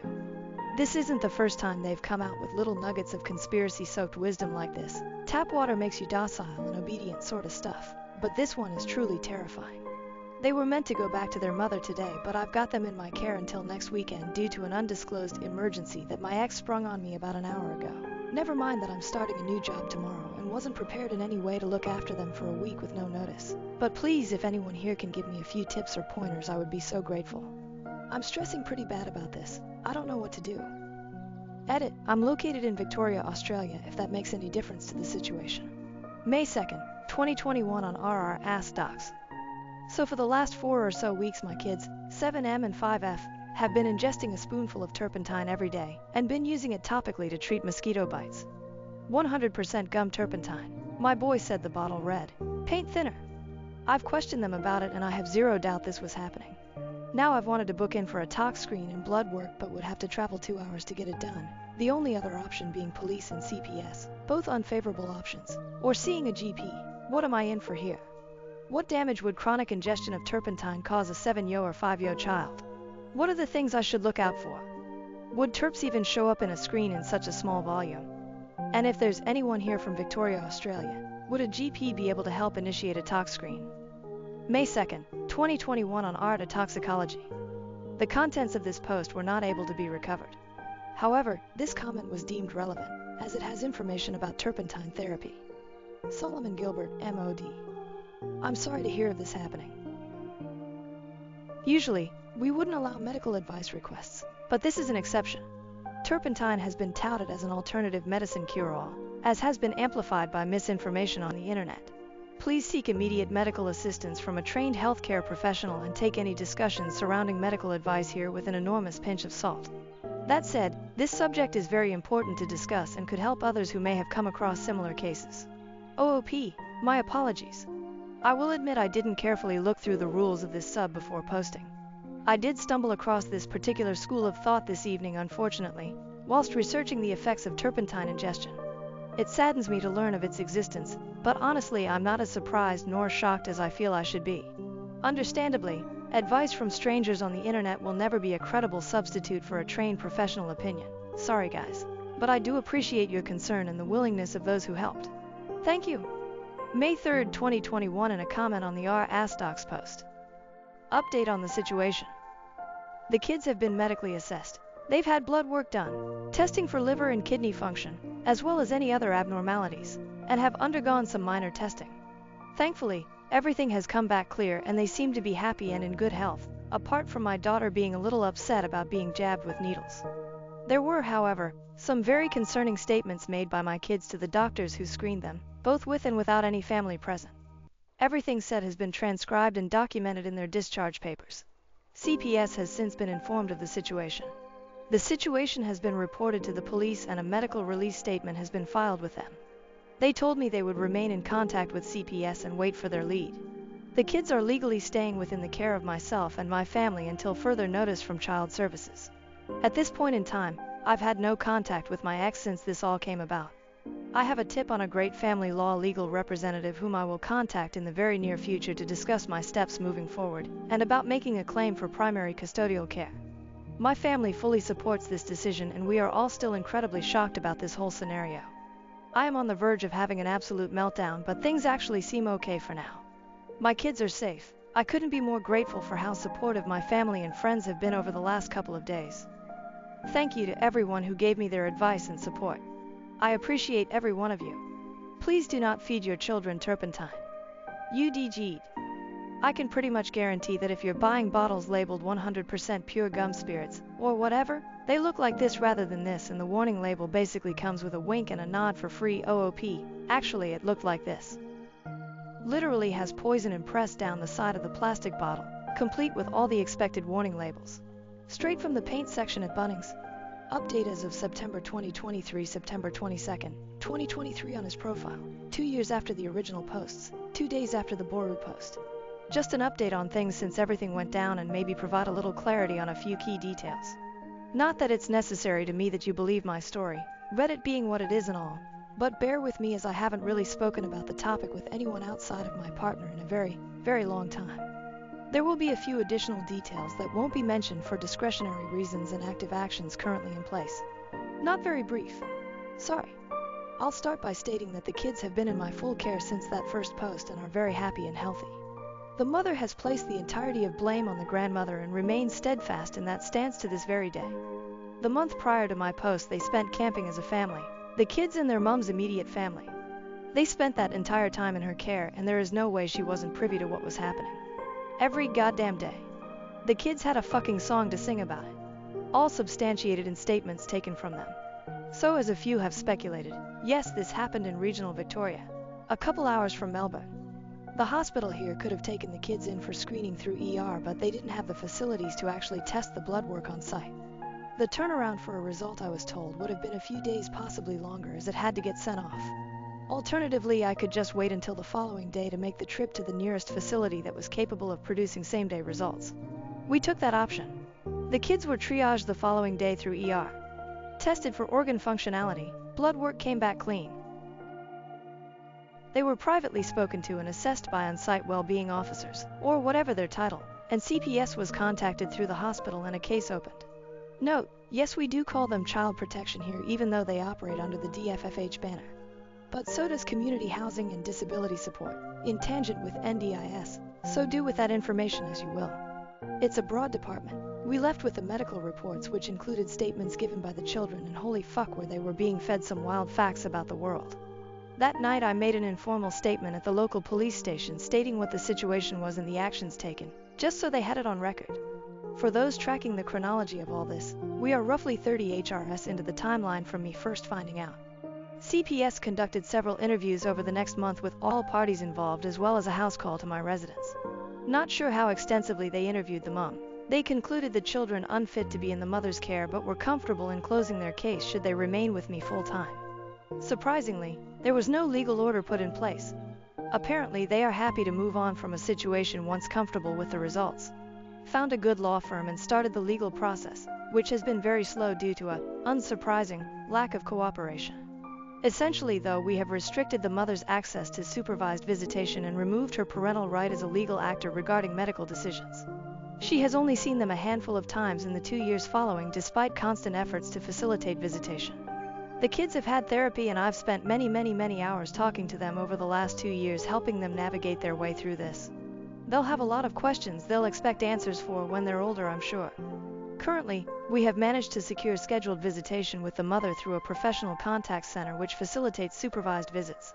It has been a fucking wild ride, but we are incredibly lucky and happy to have the strong family unit we currently do, including my partner and her daughter who have been next to us through most of this process. Please teach your kids it's safe to be honest and open with you. I ended my relationship after my ex secretly bought an $87K truck, and now he has also returned it. I'm very annoyed. He didn't even speak to me about it. We had so many discussions about moving in together, getting married, and then he goes and purchases a truck $2K more than his yearly salary. If you're asking how a truck can be $87K, that's the price you get when you put every addition you want on it. He showed me the truck expecting me to be excited and I was livid. When he bought this truck, we were only a month from moving in together. We got into a bad argument where he told me it was his money and he could do whatever he wanted with it. So I said fine, and I told him I'm not comfortable moving in with him anymore. I asked my landlord if my apartment was still available and if I could renew my lease, and they said yes. Now my BF is saying he can't afford his place and his truck. I don't feel bad. You should have thought of that before buying something so expensive without talking to your GF of 2 years. I have had some of his friends' GF reach out to me and say I should support him, and one even says that I'm not loyal, and this shows I wouldn't support him if we were married since I run away when finances get bad. That's bullshit. He didn't lose his job or get hurt. He bought an expensive item without discussing it. I have been trying to get him to return the truck because it's already affecting his finances badly. He has only had this truck for 2 weeks and he is worried that in the next month or two, he won't be able to cover all the expenses he usually has. This past weekend, we had another argument and I think our relationship is going to end. I'm not helping him pay for this truck and I'm not moving in with him. I have asked for a break and will be thinking about what to do. Edit. I appreciate the different opinions everyone has given me. I have a lot to think about. To answer 2 questions, no, he doesn't need the truck. He works from home, and if he has to check in at work, he has an office. Also, his friends and their girlfriends know about this issue because he asked for their views when we went to a get-together last week. Only 2 GFS reached out to me to tell me I wasn't being supportive. The others have minded their business. Comments. Comment 1. Good job recognizing a bad situation when you see one. This dude fully expected you to supplement his lifestyle after moving in together. All his money would have gone to paying that truck, leaving you stuck with the lion's share of the bills. And that's why he's panicking now. Stay in your own apartment, OP. Comment 2. And he had the audacity to say that it was his money and he could do what he wanted with it, knowing full well he would have to live out of the truck if OP didn't supplement for him. Really tells you what he thinks about OP's money. That it's his money too. Entitled ass. I would dump him so hard. Comment 3. Reeks of my money is mine but your money is ours. Dump any moron who spends $1,700 a month on a 5-year loan for a toy while being unable to make rent. Update. 6 days later. Yay. So I broke up with him mainly because I realized we aren't financially compatible. Before I go into what happened, I do want to say something. I understand we weren't married, but we were both moving together into a new place and had several discussions about this move and our plans for the future, including marriage. For the people private messaging me saying it's his money and he can do whatever he wants, or you're only 2 years into a relationship, you're not a wife. I know that, and I have never asked what is in his bank account or told him what to do financially. I'm aware it is his money, but I also know his financial situation, and he was making decisions without my input that, if we were to stay together, would not only affect him but also our relationship and our financial situation for years to come. I will die on this hill. This is not okay, and if it's okay for you, That's fine, but for me, if we make a financial plan and you make a huge decision without me, I won't be okay with it, and that's a big reason why I backed out of moving into a new apartment with him. I would have never made a decision like this without his input at all. The main reason why we decided to move in together was to take the next step in our relationship, but also to pay down our debts. I now have $22K debt from student loans and a car. When I met him though, it was around $60K and I was basically living on credit cards. Within the first couple of months of us dating, I saw how hard he worked, and with a salary of $85K, he was making huge progress in paying off his loans and credit cards. On my end at the time, I was only making $50K. I honestly saw his work ethic and was like, wow, and got serious about my debt. I got a second part-time job where I was making $32K a year, bringing my salary to $82K. I did that so that I could pay off my debts faster, but also so that we could be on equal footing when we moved in together and he didn't have to pay significantly more in living expenses than me when he had more debt. We did a complete budget months before we moved in together and realized that we would each have $700 extra a month to put towards our own individual budgets. This is why the purchase of this truck was so surprising to me. We had planned this move for months. We had a budget and he destroyed that plan with the truck. If he wanted a new car, there are plenty of cars he could have gotten that would have fit into the $700 monthly surplus he had. Anyway, for the past few days before we broke up, he tried to show me that this truck was a good financial purchase and we could still move in together. He told me that he had actually budgeted for this and could show me how he could afford this. I wanted to hear him out, so I went to his place and he had two budgets. He said he had been thinking of getting this truck for some time and he had worked out a budget beforehand. He showed me the first budget, and after his truck, insurance, expenses, and his debts, he was left with $115 for the month. I noticed with the first budget, he didn't include groceries, his hobbies, going out, or even gas for his car. I asked him how $115 was enough to live off of for an entire month. I asked him how he could afford all of this and his truck, and if he planned to give up some things. He said no, he didn't plan to give up anything and that he could make everything work in his budget. I asked him what if he had an emergency or needed gas for his truck, and he just kept saying he would work it out without explaining how. After I saw the first budget, I asked to see the documents for the car, and that's how I found out the truck price was $95K total after taxes, registration, and fees. He traded in his reliable 2003 Toyota and all his savings to get a loan at 14% for 72 months. His monthly payment is now $1,966 and insurance is $573. He also still has student loans, which are significant. I kept telling him $115 left over monthly wasn't enough. That's when he showed me his second budget, which had a combined higher monthly income. I asked him if he was getting a second job, and he said due to his job relying on him to be on call, he couldn't. I asked where the income was coming from, and this man said, well, you're getting a raise soon. I froze because I had mentioned this raise once months ago. My first job is my career job, and I work in a field where when you hit certain milestones, you get a pay bump. In September, if my raise is approved, I will go from $50K to $80K, and with my second job, my total yearly income will be $112K. But getting the raise isn't a guarantee. You have to meet certain criteria, and if you don't, you have to wait 3 months before trying again. When he said that, I was quiet, and then I said, so you planned a budget that included additional income that I wouldn't get for at least 6 months and income that I might not even get in September. He said when I got my raise, the ratio of what he would pay would decrease and he would have more disposable income. I asked him why it was okay for him to plan budgets with my income, but yet I had no say in how he spent his. He couldn't answer that. I told him I had no issue with paying more bills if I got a raise, but the fact that he banked on that, didn't discuss it, and now expects me to be okay with this is ridiculous. I also said there's no way I wouldn't be paying more with the first budget because he wouldn't have been able to survive on $115. I told him he didn't communicate, and this is on him because he made huge financial plans without discussing anything. Finally, I told him I would never have done any of this without going to him first because I thought we were a team that was building something. I ended things the next day, and he has been trying to reach out, but I'm not interested. He has financially crippled himself with this truck. If with my income now he could barely make it, he sure isn't making it on his own. I really hope that things work out for him and he is able to keep his truck and recover, but I'm not paying the consequences for such a massive financial mistake that is going to hugely affect him for years to come. If I were to stay, this financial decision affects me as well and would continue to affect both of us for years. Again, this is different from becoming ill or losing a job. He chose this and refuses to budge and fix it. I now realize we are not financially compatible, and that's okay, and I wish him the best. Edit. Thanks everyone for all the support. I don't hate my ex, and I really hope he's able to recover from this. It was such a learning lesson for me in how one mistake can ruin you financially. It has made me even more cautious, but also determined to keep working towards a better financial future for myself. Comments. Comment 1. You are very smart. I have a wife like you, and we are going to retire comfortably because of that. Comment 2. People who will give her grief over this either have no idea how marriage is supposed to work or are bad with their finances.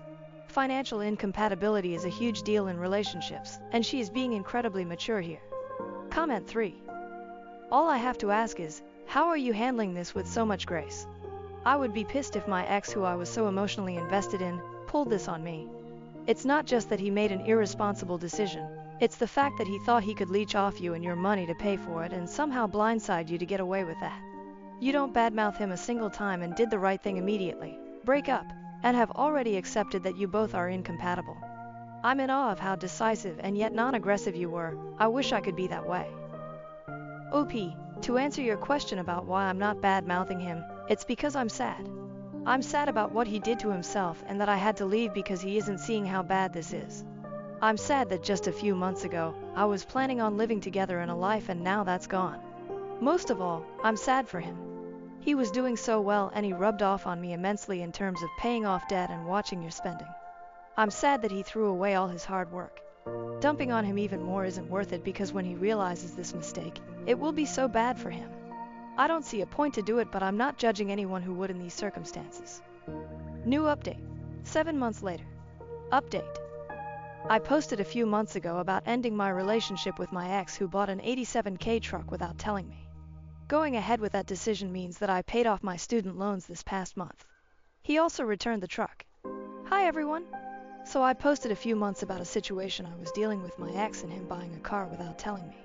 I really doubted myself when I first made my first post because I had received such strong negative reactions from other people about me wanting to back out of the move.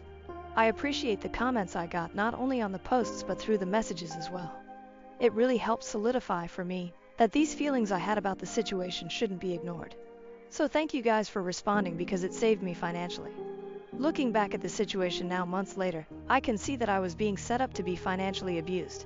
When I broke up with my ex, I thought that we were financially incompatible and that unfortunately it took this large purchase to see it. But I can see now, that's not the case. My ex made a plan in his head, and what made sense to him was for me to pay most of the expenses, and he thought this was okay and that I should be okay with it too. Even though I can see the reality of what he was trying to do, I can't hate my ex because he helped start me on this path of looking at my finances. I remember when we first started dating and I went to pay for an item I was getting and my card declined, and without batting an eye, even though it was a little embarrassing, I took out another card and paid. I was used to this happening every once in a while because I was literally living paycheck up to paycheck. I'm not putting down anyone where that's the case. But in my situation then, I was living way above my means. I would justify every single one and get it, and I thought because I was making minimum payments and on time, I wasn't as bad as the next person. When the situation with my card happened, after we got back to my ex's car, he kindly asked if this type of thing happens all the time, and I told him sometimes, and he basically gave me advice. He did not try to force me to stop spending. He asked me to track my purchases and recommended a few apps. The first 2 months that we were seeing each other, he would encourage me every other day or every once in a while to just track what I spent, to shop like I usually did, but to track everything. Being able to see how much I was spending, especially when I broke it down into categories, was astounding. There was one month I spent $68 on bagels. It wasn't for work. It wasn't for other people. It was me stopping at a bagel place every morning and getting a bagel. I would sometimes get variations, which is why the bagels cost so much. Once I realized how much I was spending on stupid things, my ex helped me make a plan that would work for me, and that plan has continued to consistently work. I have added to it and changed things or tweaked things as my financial status has continued to improve, and so far, so good. This is why I don't have any bad feelings about my ex. He never pushed for me to pay my bills in front of him. He never saw credit card statements on apps, nothing. He only kept encouraging me to look at my finances and fix them. He helped give me the foundation to start to manage my finances, and I thought in my head that we were on the same page. And because he was such a stickler for finances and he was so frugal, that is why this truck purchase was such a surprise to me. It was unplanned, not discussed, was a large amount of money, and just knowing the general view of how much debt he had, I know without a doubt that there was no way he could afford this truck. I'm not trying to paint my ex as a saint. I am explaining why he had such a positive impact on me financially. So when the truck purchase happened, and he refused to budge, I honestly was shocked, and seeing how bad this situation was, I had to walk away. It's been about 6 months since everything's happened, and I'm doing very well. I recently paid off my student loans last month. I now only have my car left, so 12 grand left to pay. I also have a small savings. Because of that, I have changed the focus, and I'm putting the majority of my income now towards my car. I'm not rich by any means, but I'm definitely living within my means, and I'm okay with that. The last 2 things I'm updating on are my raise and my ex's truck. I had a few people message me about the raise, and unfortunately I did not get it due to a big mistake I made on a project. Once I realized the mistake, I knew that it would jeopardize things for my raise because I had made the mistake so close to my evaluation and I didn't get the raise. But I fixed the mistake, and when I get re-evaluated after 3 months, I am hopeful I will get it this time. Losing the possibility of the raise made me realize even more that I had made the right decision, because I would be so screwed right now if I hadn't ended my relationship.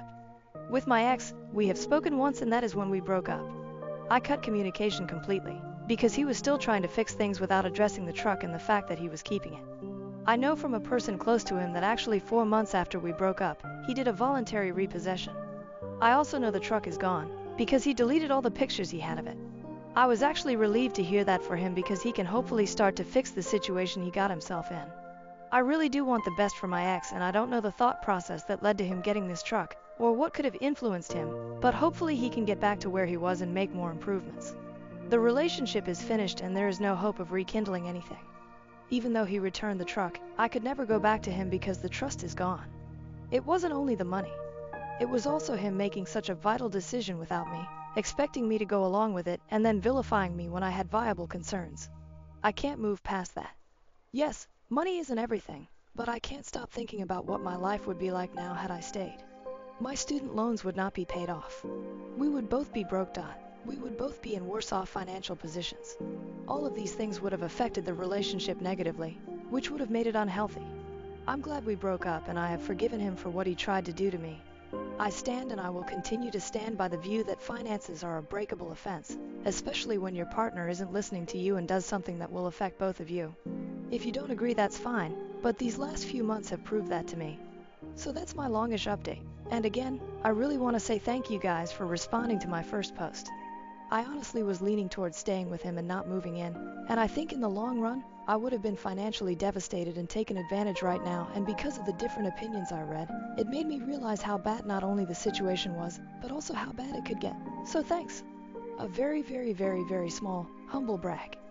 I posted my paid in full student loan email on my profile, so if you want to see that, you can click that post, but you don't have to. Sorry, I'm just so proud of that fact. Okay, bye. Comments. Comment 1. Congratulations on paying off your loans. Glad you stuck to your decision and things working out for you. Comment 2. I can tell you what motivated or was the catalyst for his decision to buy the truck. It was you mentioning your possible raise. He always wanted the truck, but learning you'd be making more, he jumped the gun and purchased it in advance. He was betting on the raise. He didn't think of the possibility that you wouldn't get it. He thought it was a guarantee. Honestly, be glad he did it when he did. Could you imagine if he waited until you did move in together? Then you'd be more trapped due to having signed a lease with him. He would have screwed your credit. Even if you couldn't help him pay for the truck, having your name on the lease and him not paying his portion would affect you. He also would have guilted you into helping by paying more, even if you still only made the same amount, because he'd be struggling. I couldn't imagine if you had gotten the raise, he'd probably guilt you into keeping your second job, because then you could help him more. Glad you stuck to your decision. I get it's his money to do with as he wishes. However, he seemed to think, as did those who sided with him, that your money was his too. That he could make decisions about your money and how it was spent, but you couldn't do the same. Honestly too, you didn't try to control his decision or his money. You were controlling what happened to your money. Jealous wife demanded an open marriage, cheated with her ex, and stalked me when I moved on. Now she wants to close our marriage. I, 39M, and my 37F wife have been married for 15 years. Our 2 children are a boy aged 12 and a 14-year-old girl. My wife came to me roughly 1.5 years ago requesting an open marriage. She claimed she wanted to see more and was bored with just us. Since I really think marriage is between 2 people, I was quite against this. My wife had only been with me while I had 5 sexual partners at the same time we were getting married. She made it plain that she was ready to file for divorce or that we open things up. Neither of us wanted that, so I consented under specific conditions. None brought back to the house. We don't discuss partners. The kids don't know. Family doesn't know. All partners are tested ahead of time, none that we both know, etc. My wife went out and did not return until 4 a.m., so my strong suspicion that she had someone in mind was validated 24 hours after we decided. I wanted to save my marriage, but I was really not good with it and found it difficult. Last May I ran across Amber. Together our daughters are in the marching band. Amber is divorced and has no desire in getting married once again. She does have once, like everyone else on the planet. 5 months after the marriage opened, I started sleeping with Amber. Though initially it felt like cheating, really it's good to have something no strings where neither of us wants it to move forward. I grew at ease with the notion that my wife and I could satisfy our desires both inside and outside of our marriage over time. We were far happier and our sex life was indeed far more passionate. In April, amid the coronavirus, my wife and her sidemate, who I never met, stopped seeing each other. From what I understand, his wife is unaware and it was difficult to get away even though he is in an open marriage. We helped plan a fantastic Zoom concert for the band students in May. Though my wife met Amber for the first time, well, I believe Amber has been open with a couple of the mothers since it came back to my wife that Amber was her outside partner. As we both know Amber, my wife told me I had to call it quits with her. I turned down, pointing out that neither of us know her ahead of time and that our meeting followed the guidelines we set. She has told me several times over the past month that she is unhappy with me sleeping with Amber and that I should call off the arrangement. Remember that she was good for a year while she was with her boyfriend. She came to me this weekend and said she wanted to reopen our marriage under closure. I told her I was open to that as long as we decided it would stay closed going forward. She agreed that she wants that as well, that she doesn't need any more partners, and that she would be content with just me. We might agree to dissolve the marriage under 2 conditions. The first I mentioned above, and the second I wanted her to sign a document waiving spousal support should divorce come about. She started to flip. She flatly refused to even give that any thought. Since we married, my wife hasn't worked. If she signed, she suggested, I could keep seeing Amber and leave her empty-handed. I told her I would be ready to add a list of mutually agreed upon events, including adultery on my side, wherein the agreement would be worthless. She claims it's not open for conversation and she won't be left with nothing or kept cheated on when I choose to leave her for Amber. I pointed out that she came up with this entire thing and that I merely followed her to keep our marriage strong. She believes that should we fail to close the marriage, it would as well be over. I informed her I would not put up with being threatened with divorce each time her demand was denied. She thinks I should concentrate on us and I'm acting dramatically. Should I agree to be free from conditions? As we both agreed it was only physical, I know there is no future with Amber. Even though I know I'm keeping my ground, I feel like I'm blowing apart my marriage over a dead end. Simultaneously, I doubt Amber at all is the focus here. Update 1. As a result of what several of you have mentioned in this thread, I called Amber this morning, reminded her that we were supposed to keep things confidential, and inquired about the person with whom she had disclosed the specifics of our romantic relationship. I didn't get the impression that she was lying when she denied that she had told anyone about it. After retrieving the history of my wife's Google timeline, I found out that she had followed me to Amber's residence in the month of April using Google. After following me, she purposefully presented herself to Amber in order to provoke a conflict between the two of them. I was under the impression that she was interested in forming a relationship with the band's parents, but it turned out that she was just interested in attempting to stop things with my outside partner. Just at this time, I am completely at a loss for what to do. Comments. Al Frosty. I have a sneaking suspicion that your wife has flipped. She has no intention of remaining with you for an extended period of time. Of course, it is just what I was thinking. Believe me when I say that I have no intention of causing her financial hardship. She is considering the possibility that she is so confident in us at this point that she is prepared to put an end to things.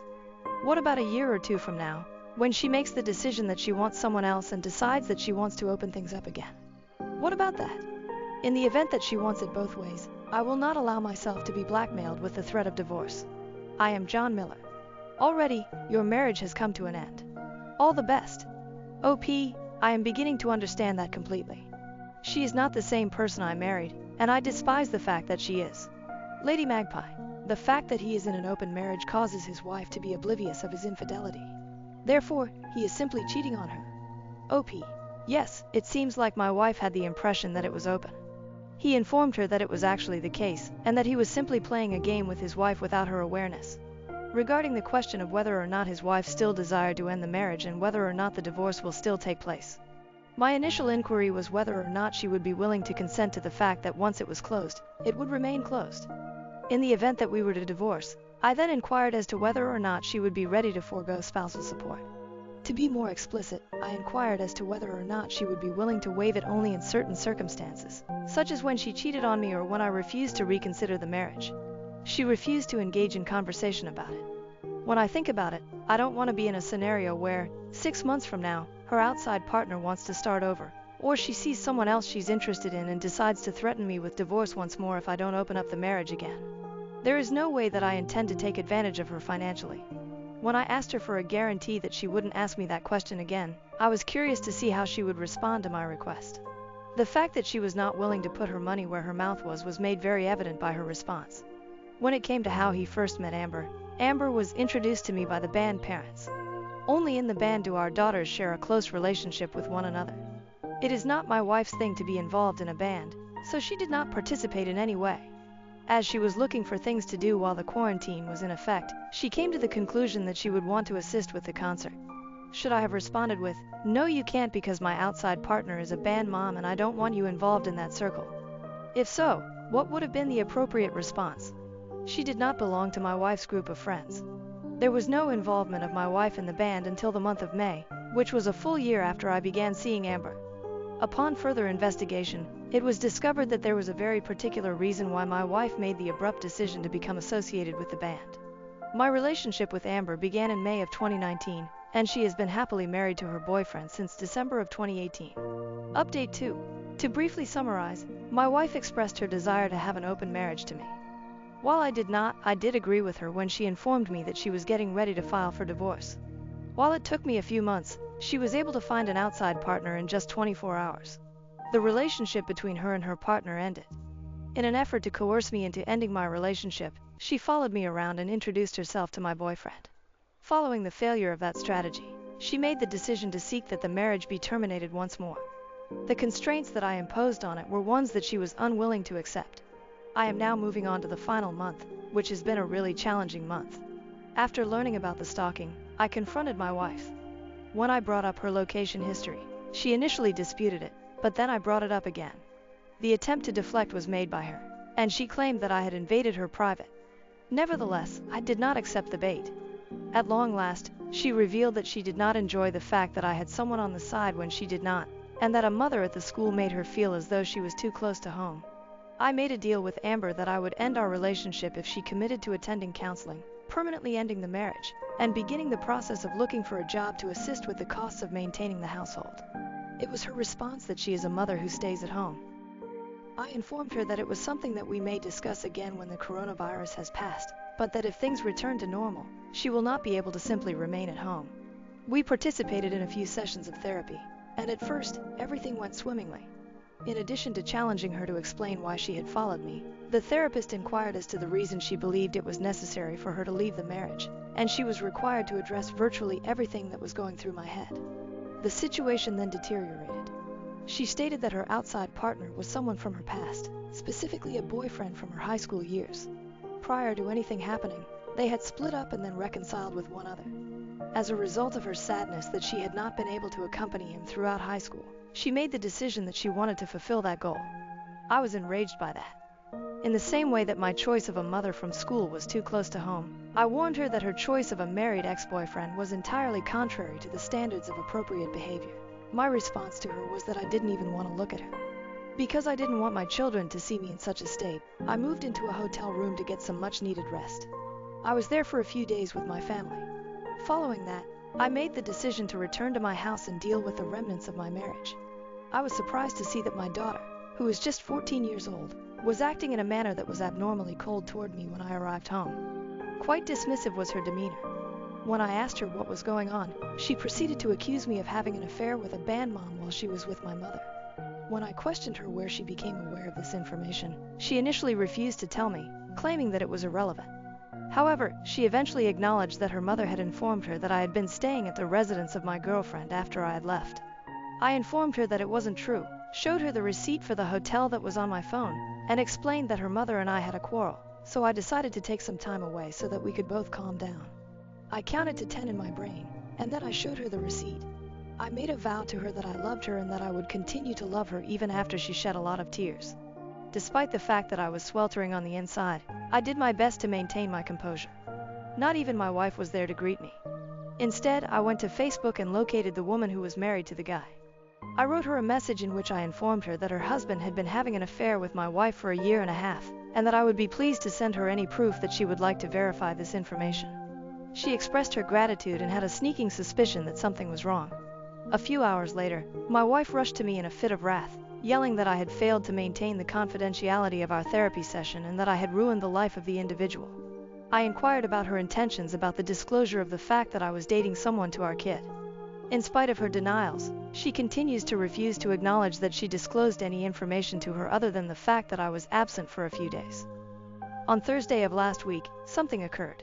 Since then, we have not communicated with one another. Tomorrow is the day when we are scheduled to have another therapy session, but I am not sure if it is even worthwhile to have that session. Despite the fact that I continually catch her in falsehoods, I don't believe that I will ever be able to trust her again. When I think about it, I feel sick to my stomach, even though I am aware that filing for divorce is the prudent choice at this moment in time.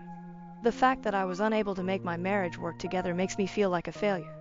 In spite of the fact that I'm aware that this is the final destination, I can't help but feel like I'm going to puke up every time I attempt to phone an attorney. Comment, Acton of chatting. We are grateful for the update. I am sorry to read that therapy is only bringing more things to light, and it is evident that your faith in your wife has been utterly shattered as a result of her lying to you. I really hope that your wife wasn't the one to tell it to your daughter, but when people are sinking quickly, they will cling on to anything to keep them afloat, and turning the kids against you isn't exactly an innovative technique. I hope that your wife didn't tell that to your daughter. Despite the fact that the marriage has reached its conclusion, you are not a failure. It is highly recommended that you get in touch with the attorney at this time. No matter how challenging it may be, you should do it for yourself, for your children, and even for your wife, so that she can reach her lowest point on her own without wrecking your lives in the process. May you have success, sir. You are a resource. You should consult with a lawyer. Your wife started the relationship after she had already cheated on you or was about to cheat on you anyhow, if you are being completely honest with yourself. In the event that things did not go as planned, she did not want you to enjoy yourself while she was not. With no intention of doing so, she does not make any contributions to the household. Incessantly, she tells lies. What gives you the impression that anything would rectify this situation? It is important to believe someone when they reveal themselves to you. Either she gets her way or the highway. Therefore, as I mentioned before, you should consult with a lawyer, get your financial situation in order, and walk out of this terrible relationship. Oh my goodness, Lisa, you didn't fail, that's for sure. Your spouse had the intention of cheating, but she did not want to label it cheating.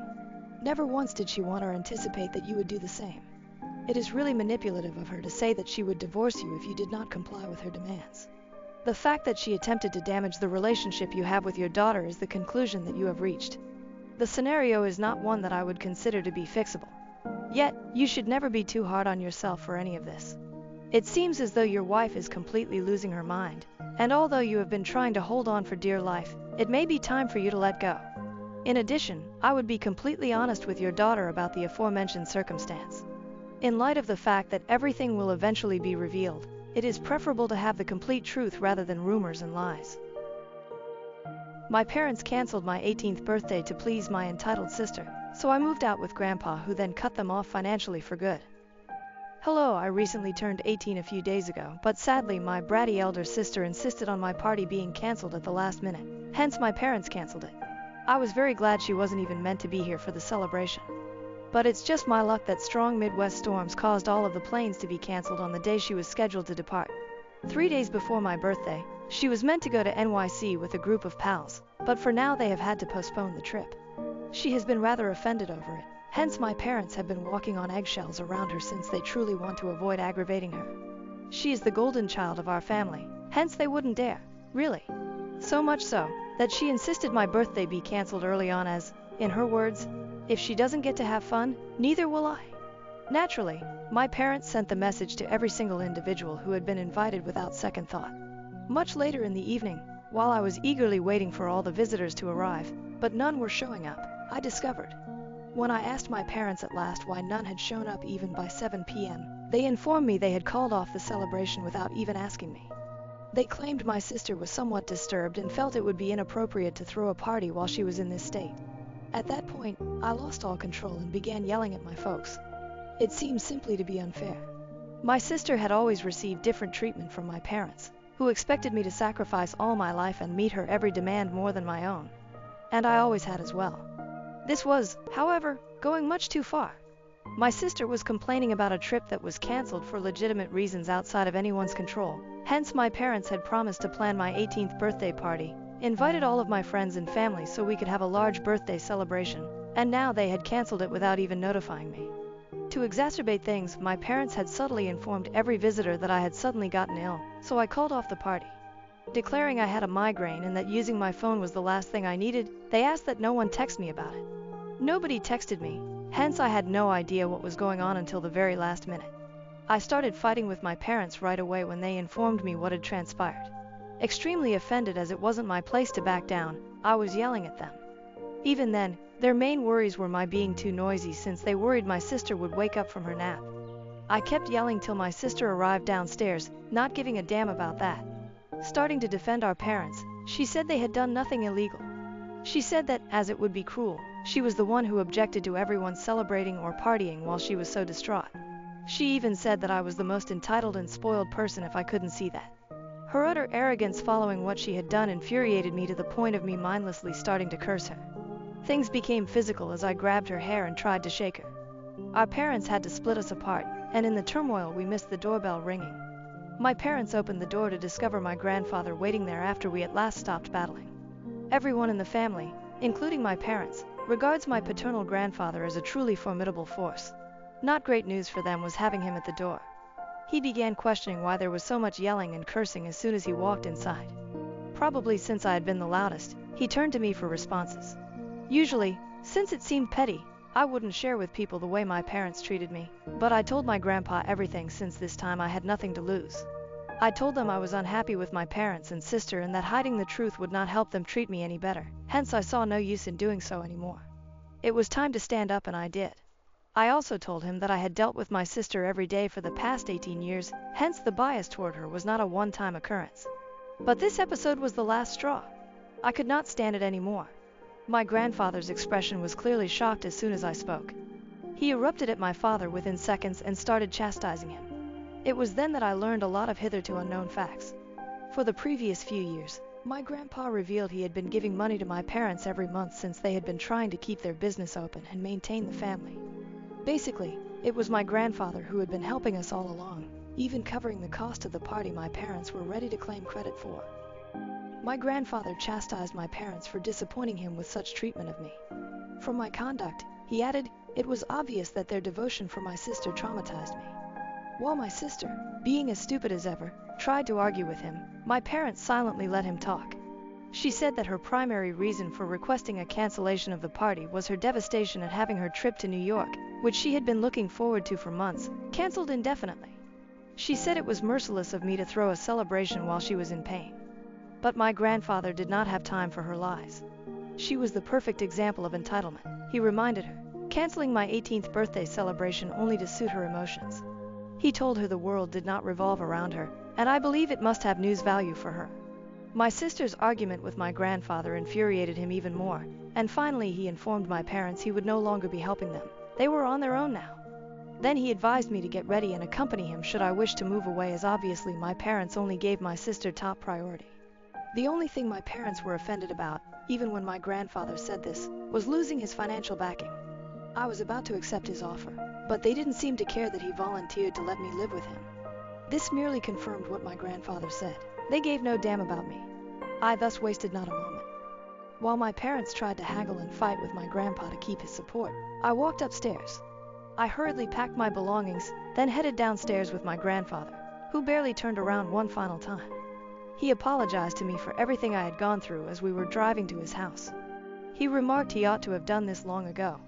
Though I'm not sure exactly what that implies, I'm just rather happy to be living with him right now. My parents are the only ones dissatisfied with this arrangement, clearly. They have been assiduously attempting to reach me. Although I have not blocked them yet, I have not been answering their calls or messages either. Still, I have been reading their books. My parents continue to text me, apologize, and claim they lacked thoughtfulness. Since my sister was more delicate and her emotions were more fragile, they acknowledge they always put her first. They now regret it as they never understood they were ignoring me in doing this. They worked very hard to give the impression that they were ignoring me simply because they felt I was strong enough to manage it. To be honest though, my sister is practically 5 years older than I am. And if anything, she ought to have been the one capable of sharing with our parents. I bought no single word from what my parents said. I understood they were just acting this way since Grandpa wanted me to return and enable him to keep supporting them. From them, all I wanted was one sincere apologies, yet it never came. It really began to irritate me. So this morning I told my father to stop texting me. I replied I didn't need their false apologies. I knew they were merely doing this to maintain Grandpa's support. I had finished working with them. When they canceled my birthday celebration without even asking me, they had told me just where their priorities lay. That was the straw shattering the camel's back. Today I was never returning. My dad responded instead of apologizing, saying he and my mother had mistreated me, but he was ready to set things right and do anything necessary. I seized the chance to explain to them that I would only agree to come back and discuss helping them if, and only if, my sister would no longer be living with us when I returned. They made a mistake by stating they were willing to do anything. She is 23 and has been working for the past 2 years. By now she should have accumulated enough money to move out. I thus don't even consider myself to be being so unfair, but my parents see me to be callous and silly. Now AITA for informing my parents that should my sister move out I will only be back in with them. You know, that kind of thing. My parents had always given her first attention. These little items added up even if they were trivial. Sadly, I never considered it sufficient enough to discuss with my relatives. Even if I had, I doubt it would have been justification for anybody wishing to have me taken away or offered to move out from. I simply remained quiet about it since else it would have infuriated my parents even more. Regarding my grandfather, I mentioned he is a force to be reckoned with since practically every member of the family loves and respects him. He had won numerous challenging cases and was among the greatest attorneys back in his day. Not to mention quite rich, he leads a very disciplined life and is quite morally pure. Clearly then, everyone in the family looks up to him. I could have told him how my parents were treating me if I had wanted to, but up until last year he was rather busy seeing my grandmother, who was nearing death. He was busy, and I wanted not to disturb him with my little grievances while he was already handling so much. He was grieving when my grandma went away, so I didn't believe it was worth mentioning. I am quite appreciative now that he is willing to assist me. Our connection has always been good, hence it is not shocking that he has volunteered to let me live with him until I start college. He has even informed me he will cover all of my college costs until I'm working. First update. Hello, hence I have decided to keep to the condition I proposed for my parents. Obviously, even if they kick my sister out, I have no intention of returning to live with them. I merely want to find out whether they really do it. That will reveal whether they really want me back or whether they believe my sister is more valuable than the financial support of my grandfather. I haven't told him anything about this, but to be fair, I recently learned of other things he had been hiding from me. I therefore believe it to be fair enough. I'm talking about the fact that my grandpa knew my parents didn't truly want me all along, but he had never taken anything about it. Actually, even if my sister lacked any traits that would justify her partial behavior, I never even knew exactly why my parents favored her. My grandfather recently told me that originally, my parents had just intended for one child. 5 years following my sister's birth though, my mother became pregnant with me. Although they intended to end the pregnancy, my dad made a mistake by alerting the parents of my mother about it. My mother's grandparents insisted that it would be inappropriate to turn away that gift should my parents be blessed with another child. They thus persuaded my parents to maintain the pregnancy. Sadly, while my mother was 8 months pregnant, my maternal grandparents were in a horrible vehicle accident. Both died from their wounds following several weeks of struggling for their lives. My mom was clearly heartbroken. During her pregnancy, she experienced a rather mental break whereby she began accusing me of bringing ill luck into her life. She spent a few weeks institutionalized, and when she returned she was quite improved. Still, my parents secretly felt bad about letting the pregnancy get this far. After I was born, they had every intention of having me adopted, but this time my paternal grandparents intervened. They forbade my parents from putting me up for adoption and told them they were crazy. Though they were reluctant, my parents raised me. When I challenged my grandfather about the comment he made when he took me back home, he told me all of this. Now I see what he meant when he said he ought to have done this long ago. I agree, he ought absolutely to have. In any case, I know I will never go back to my parents since I now know the truth about the reason they treated me differently. My present treatment of them is absolutely justified. For years, they punished me for something not under my control. At least I'm better than them since I'm punishing them for truly their fault. Though I still find my grandpa frustrating for not being honest sooner, I know these things are difficult to discuss, especially to a young child. Right now, he is the only person I can rely on. Thus, I try not to get too enraged with him. But I felt bad about it when I spotted my sister waiting outside today following school. I so requested one of my male buddies to accompany me home. Being a football player, he is rather on the larger side, and I knew that if my sister did anything, he would be there to assist. We have been friends for a really long time, and I totally trust him. He is know-all, even specifics about my family. He agreed to stroll me back home. It was really starting to creep me out as my sister trailed silently. Halfway home I turned around to challenge her on what she was trying to do. She said she wouldn't want to chat in front of a stranger, but I told her I hardly wanted to chat with her at all. She then began telling me that my behavior has been the reason our parents have been really anxious and unhappy. She said yesterday that unless she was forced out of the house, our parents had at last warned her that I wouldn't come back home or even speak to my grandfather about helping them again. She thought I was being somewhat unjust, thus she came here to challenge me about it. I told her, if I can't be happy, neither can you, thinking it ludicrous of her to believe I would dignify this with a conversation. She used exactly the same reasoning to have my party called off, thus I reasoned it should also apply to her. She started yelling at me, calling me a vile human being, when I turned around to head home. I merely kept walking with my friend and turned her off. I never bothered to reply or look around. I suppose turning her off was what truly infuriated her, as shortly afterward, she attacked me and I was on the ground.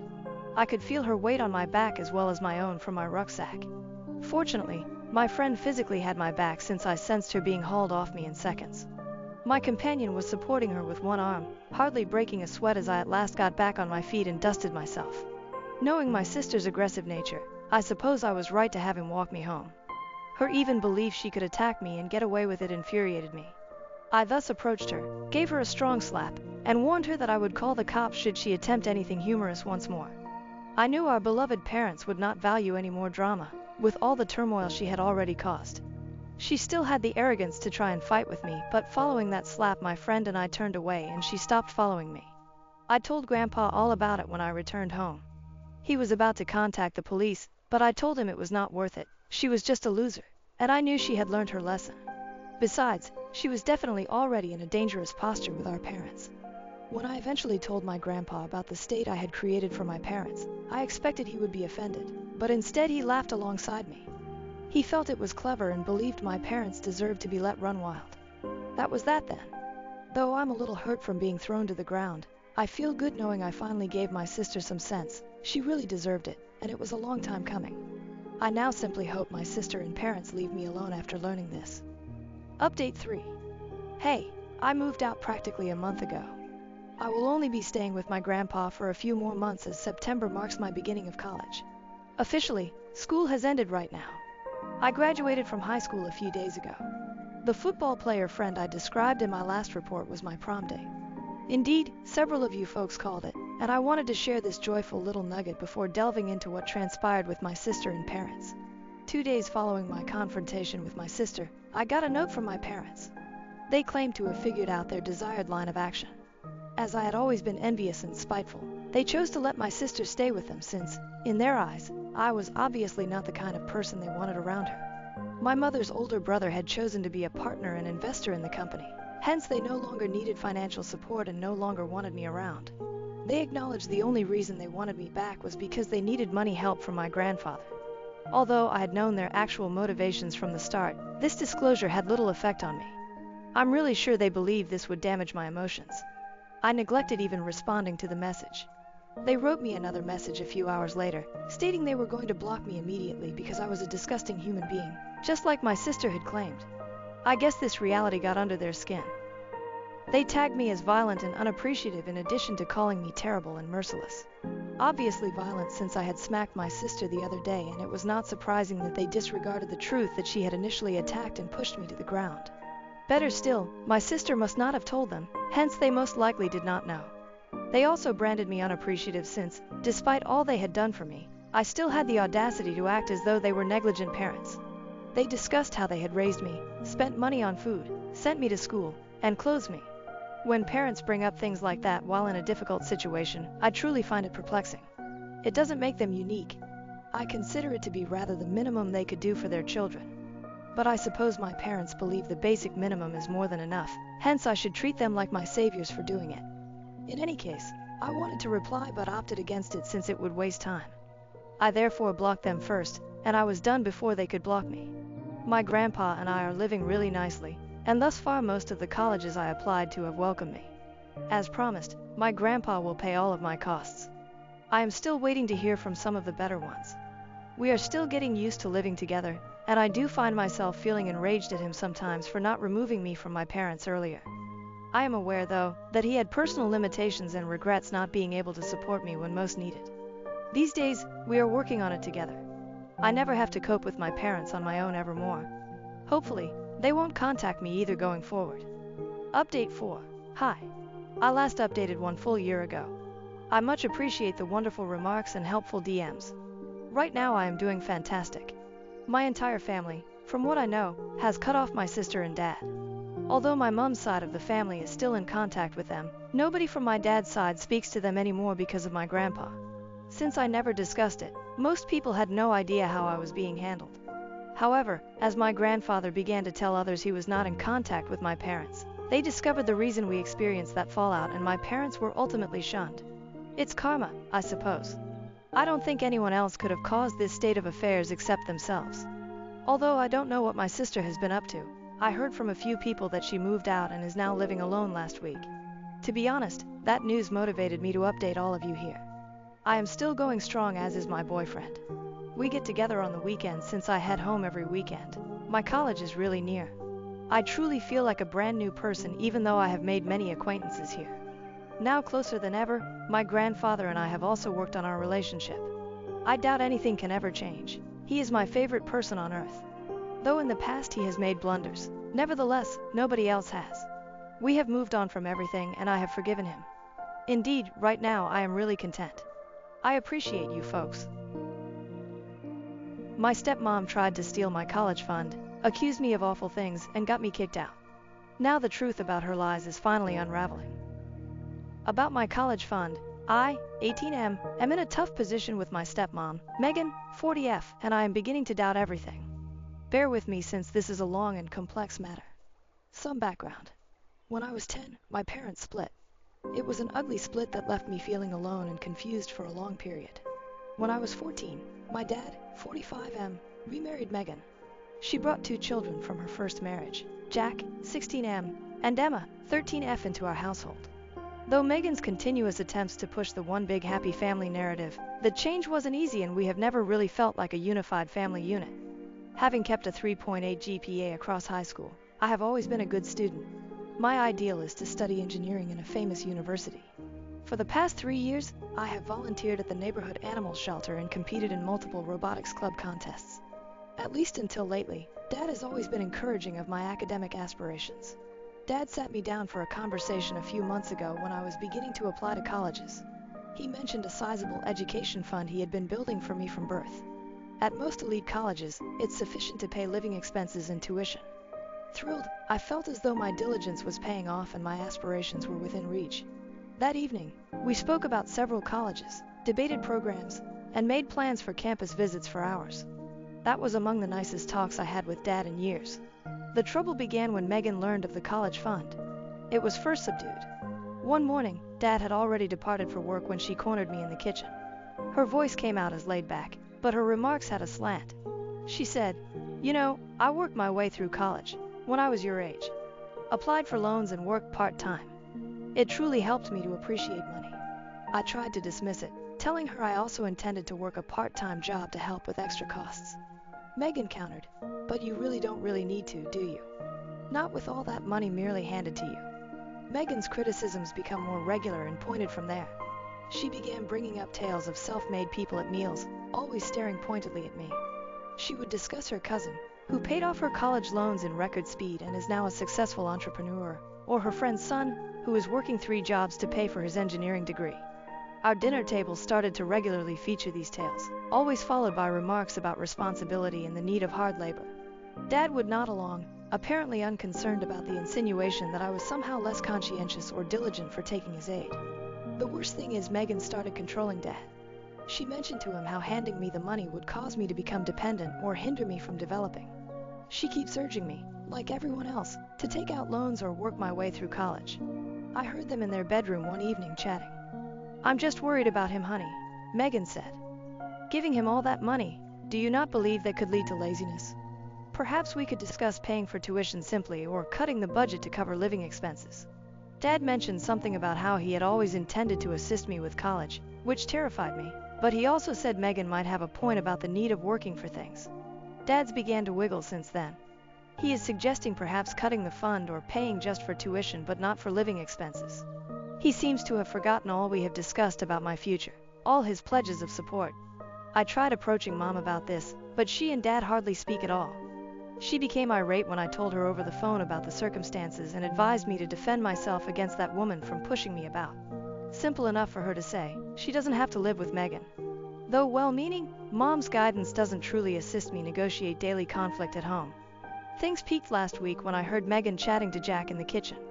As I was walking to my room, Megan said, "Don't worry about college, honey. I'm trying to get some of your stepbrother's college funds sent toward your future. Given you and Emma won't, it is unfair that he receives such a big payout." What I was hearing defied belief. Megan not only sought to take away my education fund but also actively sought to donate it to her own children. The unfairness of it caused me to see crimson. I walked straight into the kitchen and approached her without thinking. Megan opened her eyes in astonishment. "Were you listening in?" she inquired. Too furious to give her any thought, I ignored her allegation. "You mean you're handling my college fund? Dad has been saving that money for me from my birth." Megan's face grew stiff. "I'm just making sure every child in this family receives fair treatment," she stated. "Jack and Emma won't have the same opportunity, thus it is not right for you to get such a huge amount." What I was hearing defied belief. "But it's not your money to distribute," I said. "Dad kept that for me long before you even started to show up." Furious, Megan responded, "Watch your tone, young guy. Right now you are quite selfish.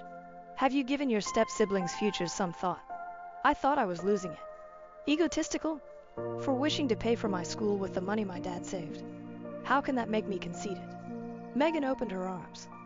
"A really conscientious adult would see the value of familial fairness. If money worries you, maybe you could look at community college. That would most definitely be a more humble, fitting decision." I froze. Her arrogance in suggesting made me furious. Jack only gazed at the floor, obviously uncomfortable, as I looked at him hoping for some support. "This is insane," I finally managed to reply. "I'm going to bring this up with Dad." Megan grinned and said, "Go ahead, but keep in mind, your father and I are partners. About what is best for this family, we decide jointly." I bolted from the cooking area. I had to explain what was occurring to Dad, but every time I tried to get him alone since then, Megan has been there, hovering and guiding the conversation. The next several days were strained. Megan behaved as if nothing had happened, but her haughtiness set my wrath boiling.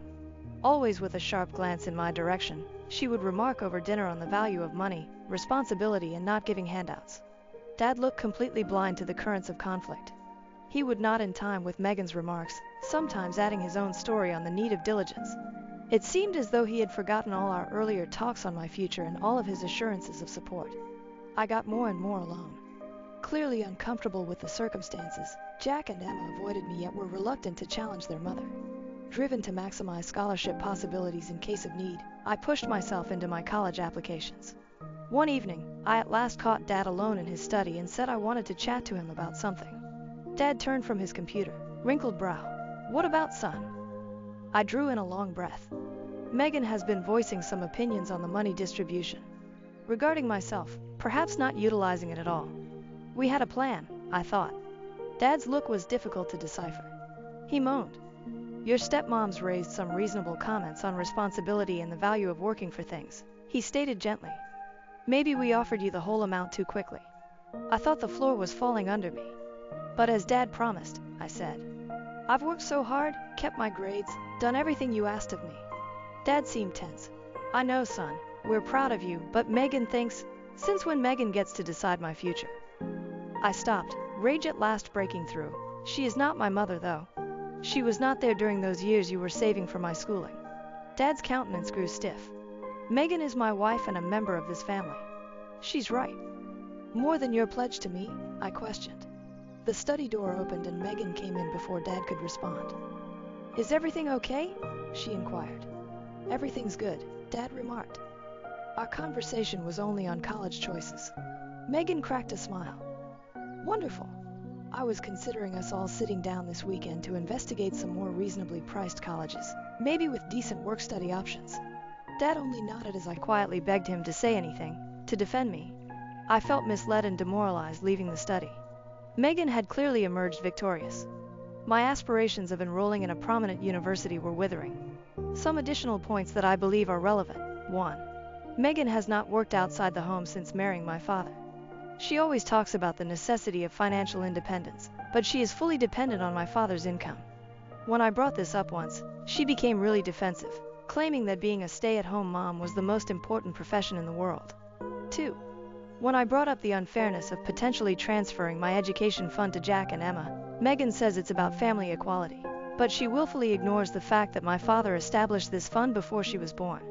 She also ignores the idea that Jack and Emma's biological father is still in the picture and may contribute to their education money. 3. I tried to make a compromise by suggesting that I work part-time while in college to offset some expenditures, but Megan rejected this as not being responsible enough. She seemed to believe that until I am struggling and anxious about money, I am not learning the proper lessons. 4. Dad appears to avoid disagreement and frequently agrees with Megan to keep the peace. I'm concerned that he'll give in to her pressure over the college fund. He has always been this way, including when he was married to my mother. I believe this contributed to the breakdown of their marriage. 5. I've pondered contacting my grandparents, Dad's parents, about this, but I'm concerned that it may lead to further family strife. They've never been Megan's fans, and I'm afraid that if they get involved, it will just make the issue at home worse. 6. Megan is continually pushing the one big happy family narrative, yet her actions do not reflect her words. She treats Jack and Emma differently than she does me, and it's becoming increasingly clear. For example, she never questions their spending habits or lectured them on financial responsibility. 7. I'm beginning to wonder if Megan is so adamant about me utilizing the college fund because she wants to use it for something else, such as a large family vacation, home renovations, or paying for Jack and Emma's education. But I have no proof of this, only a suspicion. 8. Megan has started saying that I should be more appreciative for what she and my father have done for me. She talks about how much they've given to provide me a decent life, but in my opinion, it's my father who has made the sacrifices, not her. 9. I'm beginning to feel like I'm being gaslit. Megan will tell me one thing while we're alone, but then utterly deny it or twist her words when Dad is present. It is making me rethink my own memories. 10. I'm scared that if I push Megan too hard, she'll convince my father to kick me out. I'll be 18 shortly, and I know they won't be legally obligated to support me anymore. I feel as if I'm at a crossroads. If I stand up for myself and insist on using the college fund, I risk jeopardizing my connection with my father and making my home life miserable. If I give in to Megan's demands, I may be giving up on my aspirations and setting myself up for a future of financial difficulties. Am I an asshole for wanting to accept my father's college fund? Should I simply suck it up and figure out how to pay for college myself? I feel like I'm losing my mind here, and I could really benefit from some outside perspective. ETA, I felt I needed to clarify something regarding the college fund situation.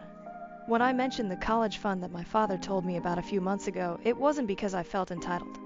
This fund surprised me, but it was consistent with my father's support of my academic endeavors throughout high school. Although I was unaware of the exact fund until lately, my father had always promised to sponsor my college tuition if I maintained decent grades. This pledge is why I worked so hard on my studies, maintaining a 3.8 GPA. I understand that I am not automatically entitled to this money, but I am really appreciative of the opportunity it symbolizes. If my father had informed me he couldn't afford to help with college, I would have understood and looked for other means to pay for it. My dissatisfaction stems not from a sense of entitlement, but from the abrupt change in plans following the fund's disclosure. Update 1. It has been nearly a month since my previous post, and I wish I had better news to report. Things have gotten worse, and I'm writing this from my friend Mike's guest room. I've been kicked out of my house, and my relationship with my father is in shambles. Here's what occurred. Following my last post, the difficulties in our residence worsened. Megan's comments concerning my college fund become increasingly regular and pointed. She'd bring it up whenever possible, usually with a sarcastic remark about how I needed to understand the importance of hard work and independence. Dad remained frustratingly passive, rarely intervening and frequently agreeing with Megan's statements. I tried to keep my head down and concentrate on my college application. I spent the majority of my time in my room, avoiding family meals and public settings as much as possible. But Megan seems to regard this as a personal issue. She began accusing me of being antisocial and ungrateful, stating that I was intentionally withdrawing myself from family activities.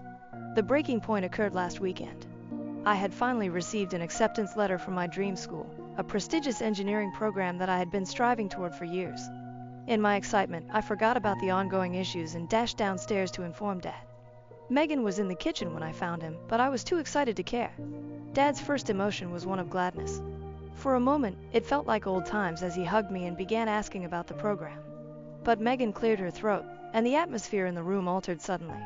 She began to complain about financial responsibility. I could not handle it anymore. All of the irritation and fury that had been building up over the previous months spilled out.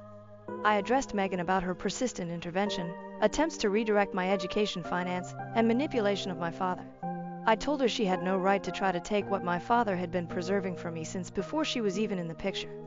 The argument immediately escalated. Megan's face became red with rage as she began yelling about how ungrateful and selfish I was. She accused me of not accepting her as a member of the family and of constantly treating her and her children as outsiders. Dad tried to interfere, but neither of us were listening at the time. In the heat of the moment, I uttered things I regret. I referred to Megan as a gold digger who was just interested in my father's money. I accused her of attempting to take my college savings for her own children. I even mentioned that Mom hadn't worked a day since marrying my father, despite her incessant lecturing about financial independence. Megan's reaction was explosive. She turned to my father and informed him, through sobs, that she couldn't live like this anymore. She claimed she felt frightened in her own house and that I had been unpleasant and abusive against her for years. Then she dropped the bombshell that changed everything. Megan said that I had been making unwanted approaches towards her for several months. She said that when we were alone, I had cornered her, made sexual comments, and even attempted to touch her improperly. She pictured herself as a fearful victim who had been too afraid to speak out until now. I was struck into silence. The claim was so absurd and absolutely false that I couldn't even gather words to defend myself. I looked at my father, expecting him to see through the obvious lie, but the instant I saw his expression, I knew. He was looking at me with an expression of hatred and despair that I had never seen before. I tried to defend myself and explain that Megan was lying, but Dad would not listen. He appeared to have already made up his mind. In an angry voice, he told me to go to my room while he and Megan decided what to do. I spent the next 3 hours pacing around my room, alternating between anger and astonishment. I couldn't comprehend how my father could believe such a blatant falsehood. I tried to think of methods to defend my innocence, but it was my word versus Megan's, and it was obvious whose side my father had taken. Later that evening, Dad visited my room. His expression was grim, and he couldn't even look me in the eyes while speaking. He stated that he could not have someone who behaved so badly living under his roof. He told me I had till the end of the week to find another somewhere to live. I tried again to argue my point, to persuade him to see reason, but he refused to listen.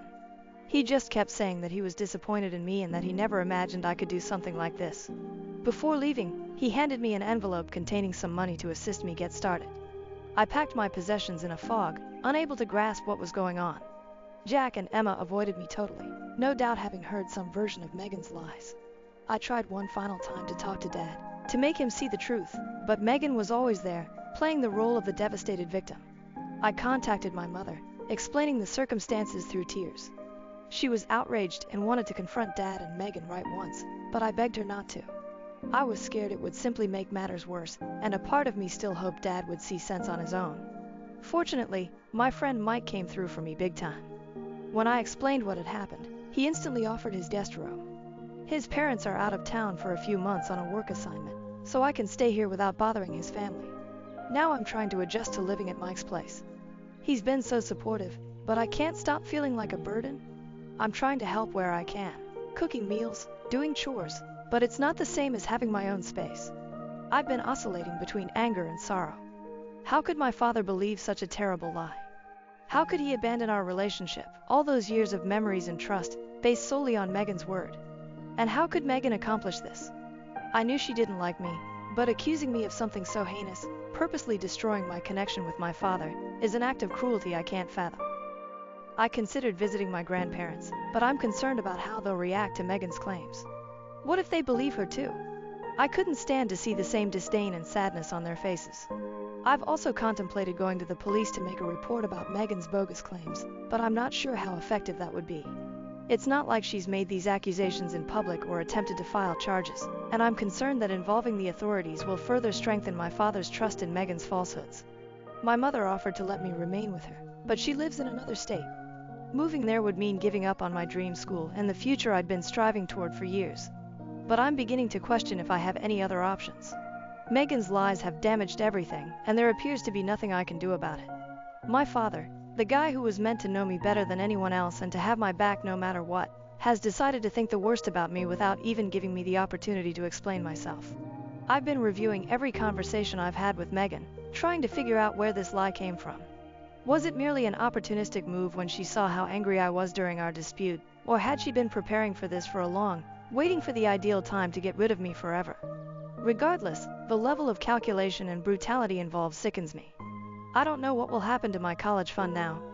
Will Megan offer everything to Jack and Emma? Will my father use it to pay for my dream school, despite the fact that he believes I am a predator? I've been attempting to figure out my future moves. Mike assisted me in finding a part-time job at a nearby grocery store. It isn't much, but it will let me contribute to household expenditures and save some money for the future. Every time I try to think logically about my predicament, I am overcome by a flood of rage and hurt. I've pondered contacting Megan's ex-husband Jack and Emma's father. Perhaps he has some insight into her conduct, or has dealt with her lies. But I'm frightened of opening the can of worms. The truth of my situation is beginning to sink in. With little cash and no permanent place to reside, I rely on a friend's generosity. The unfairness of it all is almost unbearable. I did everything correctly.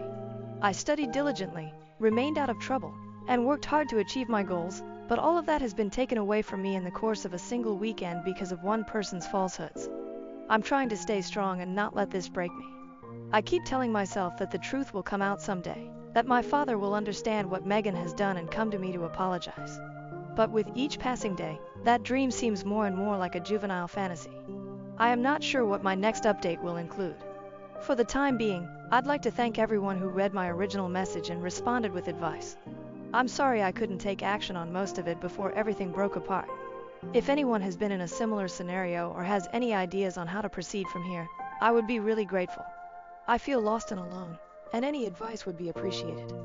I'll try to post another update as I have more information. Until then, wish me luck. I have a hunch I will need it. Update 2.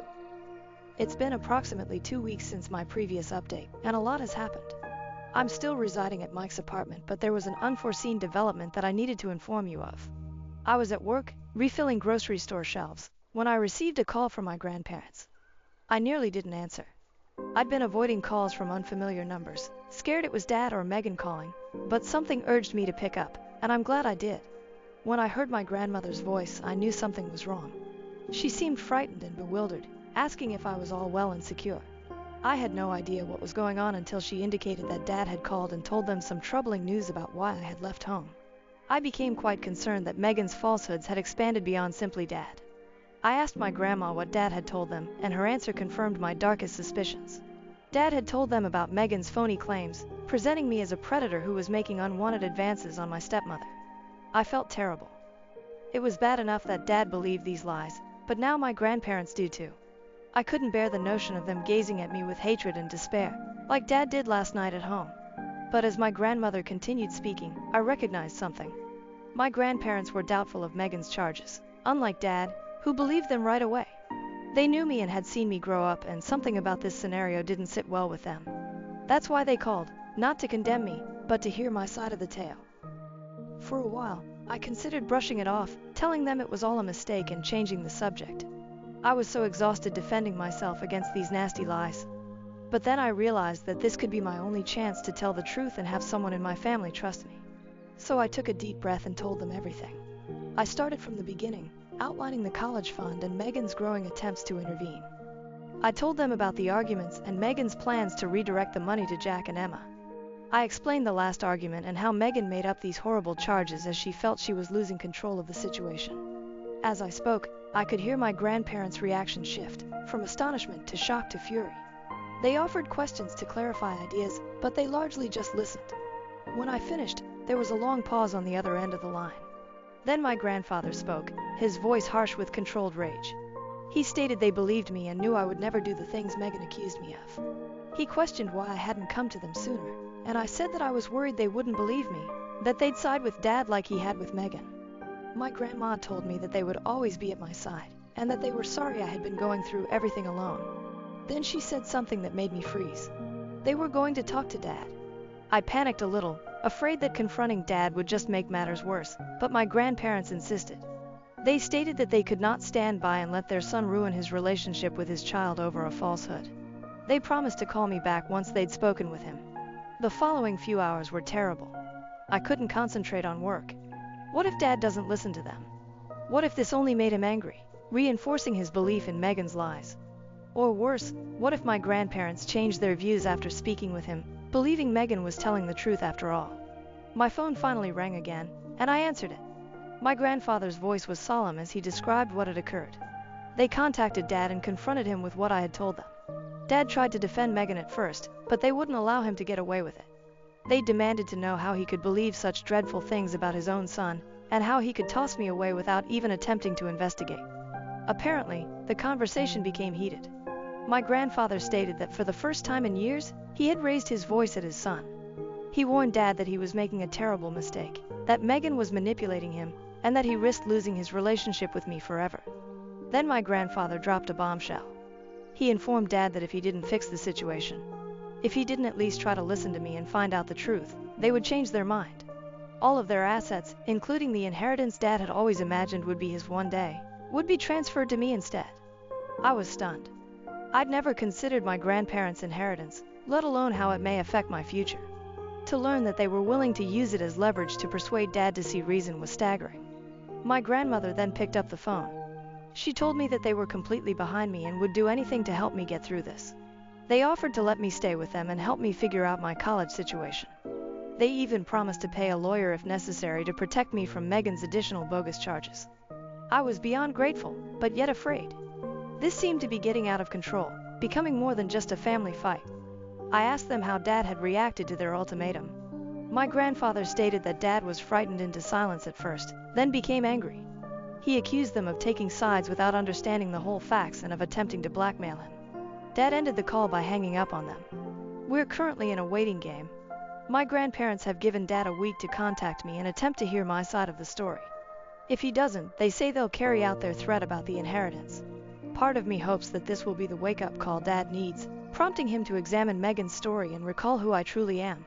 But another part of me is scared that this would only exacerbate our differences, that Dad will interpret this as me turning his folks against him. My living situation with Mike is still fine, but I know I won't be able to stay here forever. His parents will return in a few weeks, and while they may understand the situation, I cannot impose it on them. My grandparents' offer to let me remain with them is intriguing, but they live in a different state. I'm still working at the grocery store to earn money for college, but it's little compared to what I'll need. I've looked at scholarships and loans, but without access to my college fund, the numbers simply don't line up. The idea of giving up on my preferred school, settling for a cheaper option, or deferring college entirely is upsetting. I've also been dealing with the emotional consequences of all this. Some days, I can barely get out of bed, overwhelmed by the injustice of it all. Other days, I'm enraged, ready to confront Dad and Megan and push them to accept the truth. Mike's been fantastic, listening when I need to scream and giving me space when I need to be alone, but I know this scenario is also worrying him out. My mother has been phoning on a daily basis, offering to let me come and stay with her. I appreciate her support, but I can't leave. Furthermore, a small petty part of me does not want to give Dad and Megan the joy of driving me away totally. So now I'm waiting. I'm waiting to see if Dad will reach out and be willing to hear the truth. I'll try to post another update as I have more information. Until then, wish me luck. I have a feeling I will need it. Update 3.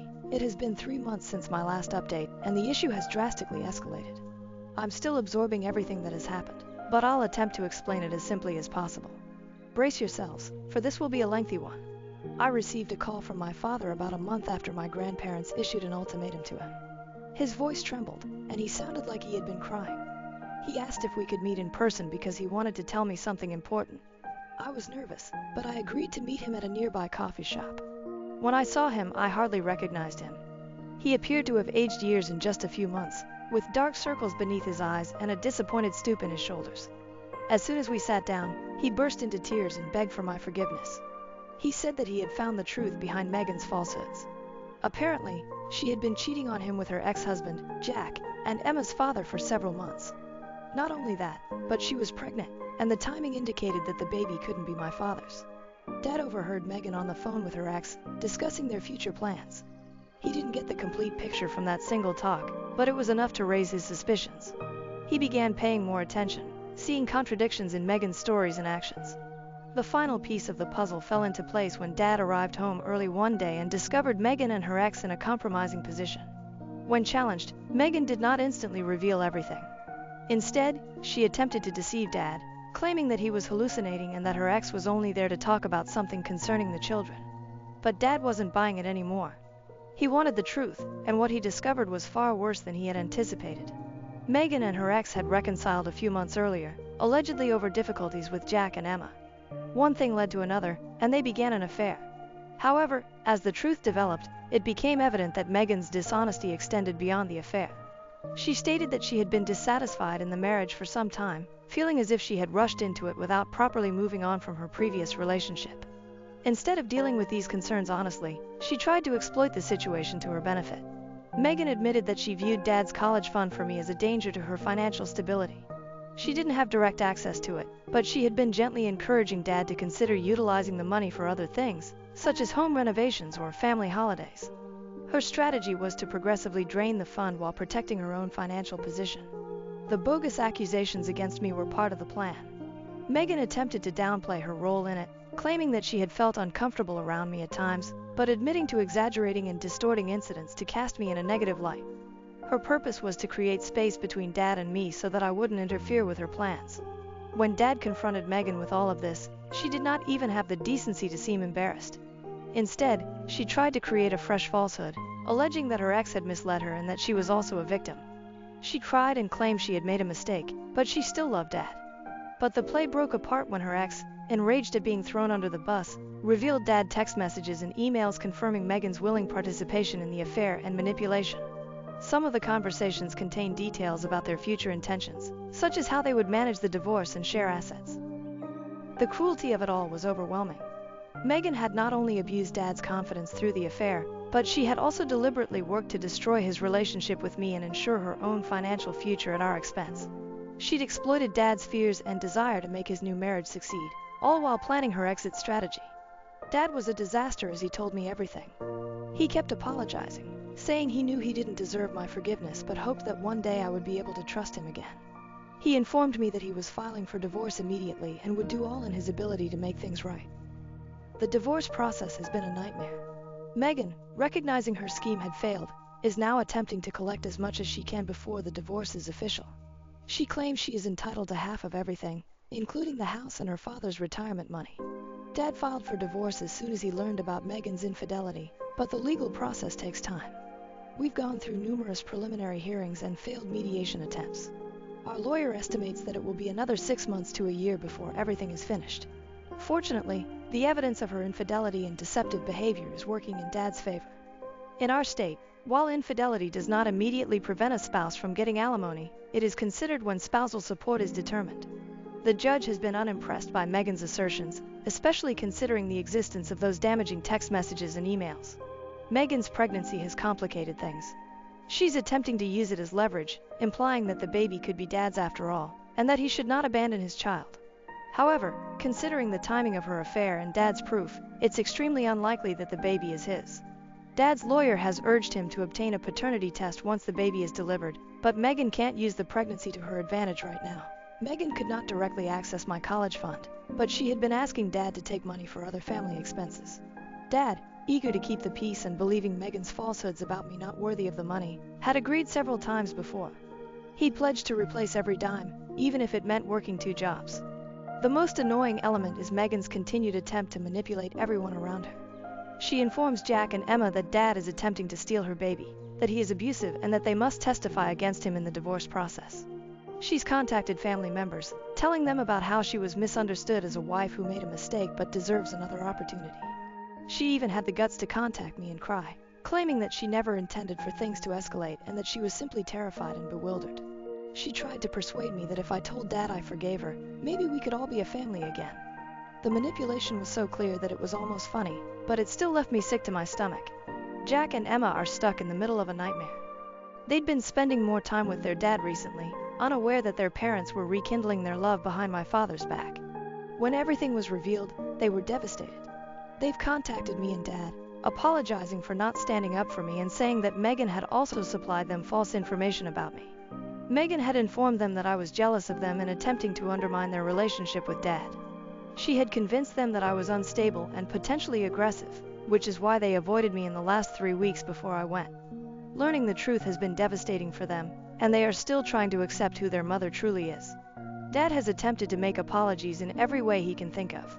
He has contacted my grandparents, thanking them for their support and apologizing for not listening sooner. He has volunteered to pay for therapy for me, understanding the emotional stress produced by this entire situation.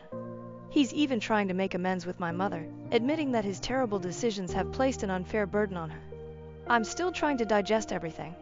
Part of me is relieved that the truth is out, that I've been vindicated, and that my father now believes me.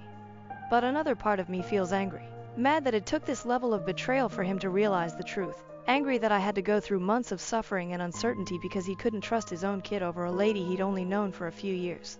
For the time being, I've returned home and settled back into my old room.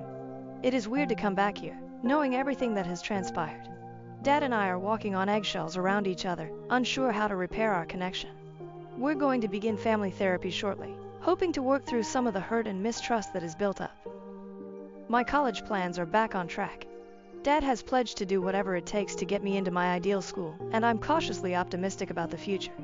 My grandparents have been extremely supportive, offering both emotional and financial assistance whenever needed.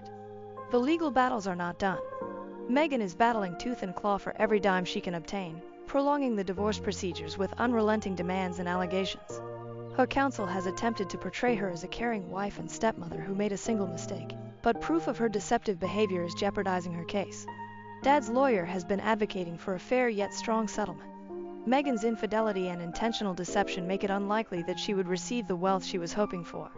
The judge seemed ready to award her merely the bare minimum necessary by law, which is a minor triumph in this disaster. There's also the issue of possible criminal charges. Megan's activities, according to the lawyer, may be considered fraud due to the extent of financial manipulation. It's a complicated legal matter, and Dad is still debating whether he wants to pursue it or just finish the divorce and go on with our lives. Megan's ex isn't getting off easily either.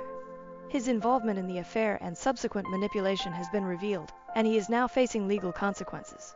His present wife, yes, he was married the entire time, has filed for divorce, and his firm is considering dismissing him as a result of the incident. It's a minor consolation, but it feels like some kind of justice. As I sit here writing this update, I am struck by how swiftly and completely one person's falsehoods can devastate numerous lives.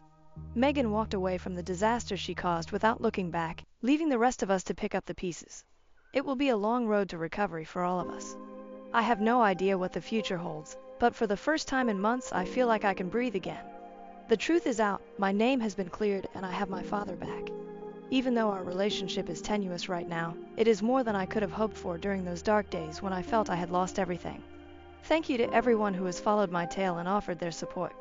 Your warm thoughts and wisdom have been a lifeline through this ordeal. I'll publish another update if something big happens, but for now, I'm concentrating on recovering and moving forward. Wish us luck. After everything that's transpired, I believe we'll need it. Brother's mysterious ICU battle. From locked-in syndrome to a miraculous recovery, our long journey of hope. A week ago, my brother was in his 30s and healthy. Today, he's in the ICU with locked-in syndrome. December 15th, 2023.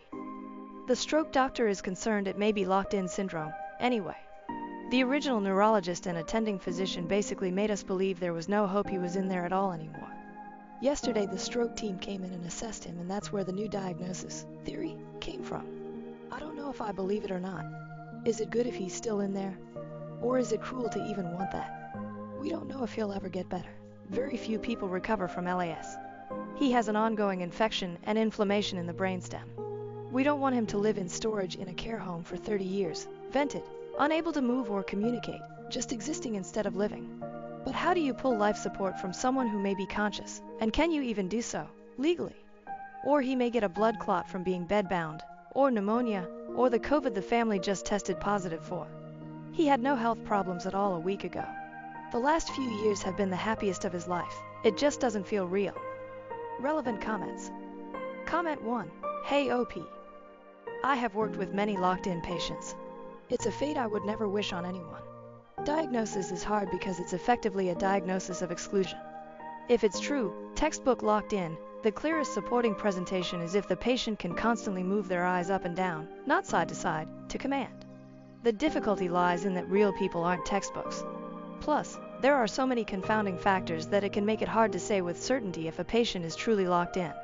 All that being said, I've had multiple locked-in patients recover to near normal levels of function. I was shocked because previously locked in was a death sentence. Assuming he is young and healthy and his stroke is highly localized to the area that results in locked in, he may actually make some meaningful recovery with intensive therapy from locked-in accredited facilities. There are a few highly regarded facilities in the US. It is a long and arduous process, I'm talking a year minimum, but recovery is possible under the right circumstances. Edit. Also, ongoing infection is going to make it really difficult to determine exactly what's going on. You really need to be able to normalize everything else before you can say with certainty if someone is locked in. Comment 2. My aunt got pneumonia like 10 years ago and ended up in a coma. It was so severe. My mom went to the hospital and would just sit and talk to her, read her favorite books, put on her favorite shows, etc. Even though the doctors said she wouldn't be able to recognize anything. She later woke up and told my mom that she heard everything my mom did, and what my mom did gave her hope to keep going. So have hope OP. There's always hope. OP, thank you. I asked his friends if he'd been intending to read any books and ran out to pick one up yesterday so I could read it out loud to him. Unfortunately, it's the Andromeda strain and I didn't realize the subject matter until buying it. Comment 3. You should read it, and once it gets to the climax just stop. Then be like, hey motherfucker, you can finish this once you're out of the coma, I'm leaving it right here for you. And put it by his bed. But I also have a sick sense of humor sometimes, lol. But seriously, don't give up hope in him. Hope can do crazy things, and people have gone through crazy ordeals only relying on hope. Be his hope if he needs it. What should I get for my brother's ICU nurses who are working over Christmas? December 24th, 2023 title. My brother has been in the ICU for a few weeks. I appreciate all of the nurses so much, but wanted to get at least a little something for the nurses who are missing out on time with their families to care for mine. Me and the immediate family have COVID and aren't even able to go in person. Food delivery, sweets, chocolates, gift cards, Amazon, Starbucks. I want it to be something actually desirable, useful. Thank you. Relevant comments. Comment 1. My favorite gift as a nurse that a family brought in was a ton of practical stuff from Costco, with enough to go around. Think lip balm, gum packs, protein bars, Fairlife protein drinks, then maybe a few goodies like chocolate or candy. I'm sorry your brother is in ICU. Hope he makes a good recovery. Glad it's been a good experience with the staff. Comment 2. Just speaking from a personal perspective, but a sincere thank you card is awesome. We post ones we get in our break room, and so when we go to eat a quick snack, it's like a nice little words of affirmation boost reading them. Comment 3. If food, be sure to schedule 2 separate deliveries, one for day shift, typically 7 a.m. to 7 p.m., and one for night shift, typically 7 p.m. to 7 a.m. If you just deliver it once during the day, it will be gone or cold for the night shift. Update. A week ago my brother was in his 30s and healthy. Today he's in the ICU with locked-in syndrome. January 4th, 2024. Thank you everyone for your kind words on my last post. This has been harder than there is language to explain, so I won't try. We have a tentative diagnosis for the cause of the encephalitis now, after getting a test back from Mayo Clinic. Disseminated histoplasmosis with CNS involvement, a brain fungal infection, basically. Extremely rare for someone immunocompetent, very difficult to diagnose, and often misdiagnosed or underdiagnosed. Viral meningitis is the usual misdiagnosis, which is exactly what they'd been assuming. His presentation matches it perfectly, including the upper respiratory thing he was dealing with for weeks prior. He was started on IV antifungals the very day they got the test back. In the past few weeks we've lost the suspicion that he was locked in. He was in a full coma until 2 days ago, when he spontaneously opened his eyes. One neurologist, stroke specialist, said this was an encouraging sign. The general neurologist said it was nothing. So as usual, we have no idea what's going on, what to expect, or what to hope for. Perhaps being foolishly hopeful, it does seem meaningful that there was never any improvement until a few days into the antifungal course. He's been treated for everything, and I mean everything else. I didn't know so many antibiotics even existed. He's going to be transferred to a major research hospital in Manhattan as soon as an ICU bed becomes available. We're just waiting for the call, and when it comes, they'll stuff him in the helicopter, day or night. Because he's had strokes, it's possible that nothing can ever be done and there will be no improvement from here. But I'll wait for the big brains in NYC to tell us that. Also, he was Joel from The Last of Us for Halloween. Method acting asshole. I have the watch he made for it, and if he ever recovers enough for me to do so, I'm gonna throw it at his head. Relevant comments. Comment 1. I had disseminated histoplasmosis, which took 5 months and multiple hospitalizations until my organ began failing. I transferred to another hospital's ICU and was intubated for 10 days till they found what seemed to be yeast in my system, which indicated something fungal related. They hit me with anamorphic B and my fever came down, and ultimately they pulled me out of the ventilator. I don't know if there's much I can say to comfort you, but I know there's zero community here of those who have faced disseminated histoplasmosis. So if you have any questions, thoughts, etc., DM me, I am here for you. Comment 2. As a sibling who watched my sister battle an ultra-rare, no chance this could be it, blood disease from an ICU bed, I'm holding y'all in my heart. Thank you for taking the time to update a bunch of strangers on the internet. Question from a family member. What can we do to make your lives easier? And what do you wish families wouldn't do? February 8th, 2024. I saw a discussion here recently about how going to the nurse's station is frustrating and needy. I had no idea this was the case and had considered it less obnoxious than hitting the call button. Using a button or bell to summon someone always gives me the ick and felt inappropriate for non-emergencies. So in a vein similar to that, what should we the family do to make your life easier? What do you wish more families would do? And similar to the above, what do you wish families would stop doing? Relevant comments. Comment 1. Don't ask for stuff for yourselves. I'm here to help your family member, not get you a blanket, coffee, water, a new pillow, a different chair, etc. Also feel free to help your family member adjust their blanket, change the channel, adjust the heat AC, charge their phone, etc. You don't have to call me for that. Comment 2. Clustering care is super helpful. Hitting the call light is great, and when you do, it's nice to think of other things you might need. For example, hey, I think my dad needs help to use the bathroom. Also, since it's 11, could we order lunch and change his sheets while he's up? And while you're in here, could you tell us when his next pain meds are due? It's not always going to be possible. Humans are not robots. People can be frequently incontinent, need pain meds, etc. But it's so nice to be able to knock out several tasks at once instead of coming in and out multiple times in an hour. To be clear, please use your call light when you need it. Don't wait if your loved one is sitting in a mess or wailing in pain just because you don't want to inconvenience us. Comment 3. Try to appoint one person to get updates from the doctors and nurses that can update the rest of your family. When grandma has 5 daughters visiting and calling for updates, it can be overwhelming. Don't come up to the nurse's station instead of using the call light, then stand there and wait.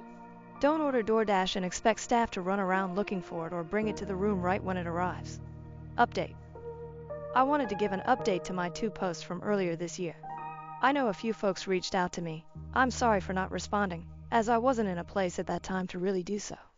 But your kindness, and the fact that total strangers on the internet genuinely cared, was a balm for me when I really needed it. The final diagnosis is an extremely rare autoimmune disorder called acute disseminated encephalomyelitis. The trigger isn't clear, but it can really be caused by almost anything. He had an upper respiratory infection prior to all this, which is a common trigger. He slowly emerged from his coma over the course of a month or 2, passing through different levels of consciousness and awareness, slowly, and was in fact locked in the early stages. He could only move his eyes to communicate. He received plasmapheresis treatments and started regaining mobility after that. It started with slightly moving his head side to side, slightly moving his lips, slightly twitching his fingers. Soon he was mouthing words and curling his toes. Adam apparently has a good prognosis for recovery, and the larger hospital we transferred to told us that there are no strokes in the brain, despite the initial hospital's assessment. The larger hospital has significantly more advanced MRI machines, which meant they could capture pictures the small regional hospital could not. This is something I wanted to bring up because I want to emphasize the importance of seeking that second opinion. Had we not transferred to the larger hospital, got the plasma treatment, got the new MRIs, we may very well have made different decisions regarding life support. I have no doubt other families in our position through the years have been forced to do just that. Do not give up until you have a diagnosis. As for how things are going now, he's been slowly regaining his mobility, and the neurologist told us we have no reason to believe he won't walk again. Cognitively, he is 100%. He doesn't remember the first 6 weeks or so after waking up from the coma, but does remember everything before getting sick perfectly. He weaned off the ventilator in March. He transferred to an inpatient rehab facility and was there for several more months. He's now home and doing outpatient rehabilitation. He can move every body part, though he has muscle wasting and will need to continue intense physical therapy to get out of the wheelchair. Being in hospitals for nearly a year is not without its own complications. Sepsis at least once, pneumonia multiple times, so much MRSA and IV antibiotics, and a stage IV bed sore. But, considering where this started, it still feels like a miracle. 5 hospitals, 8 months. Please hold your family members close, and don't take for granted the amazing things your body does every day. It can all go haywire overnight. And to anyone who read these posts and cared for some strangers on the internet, thank you.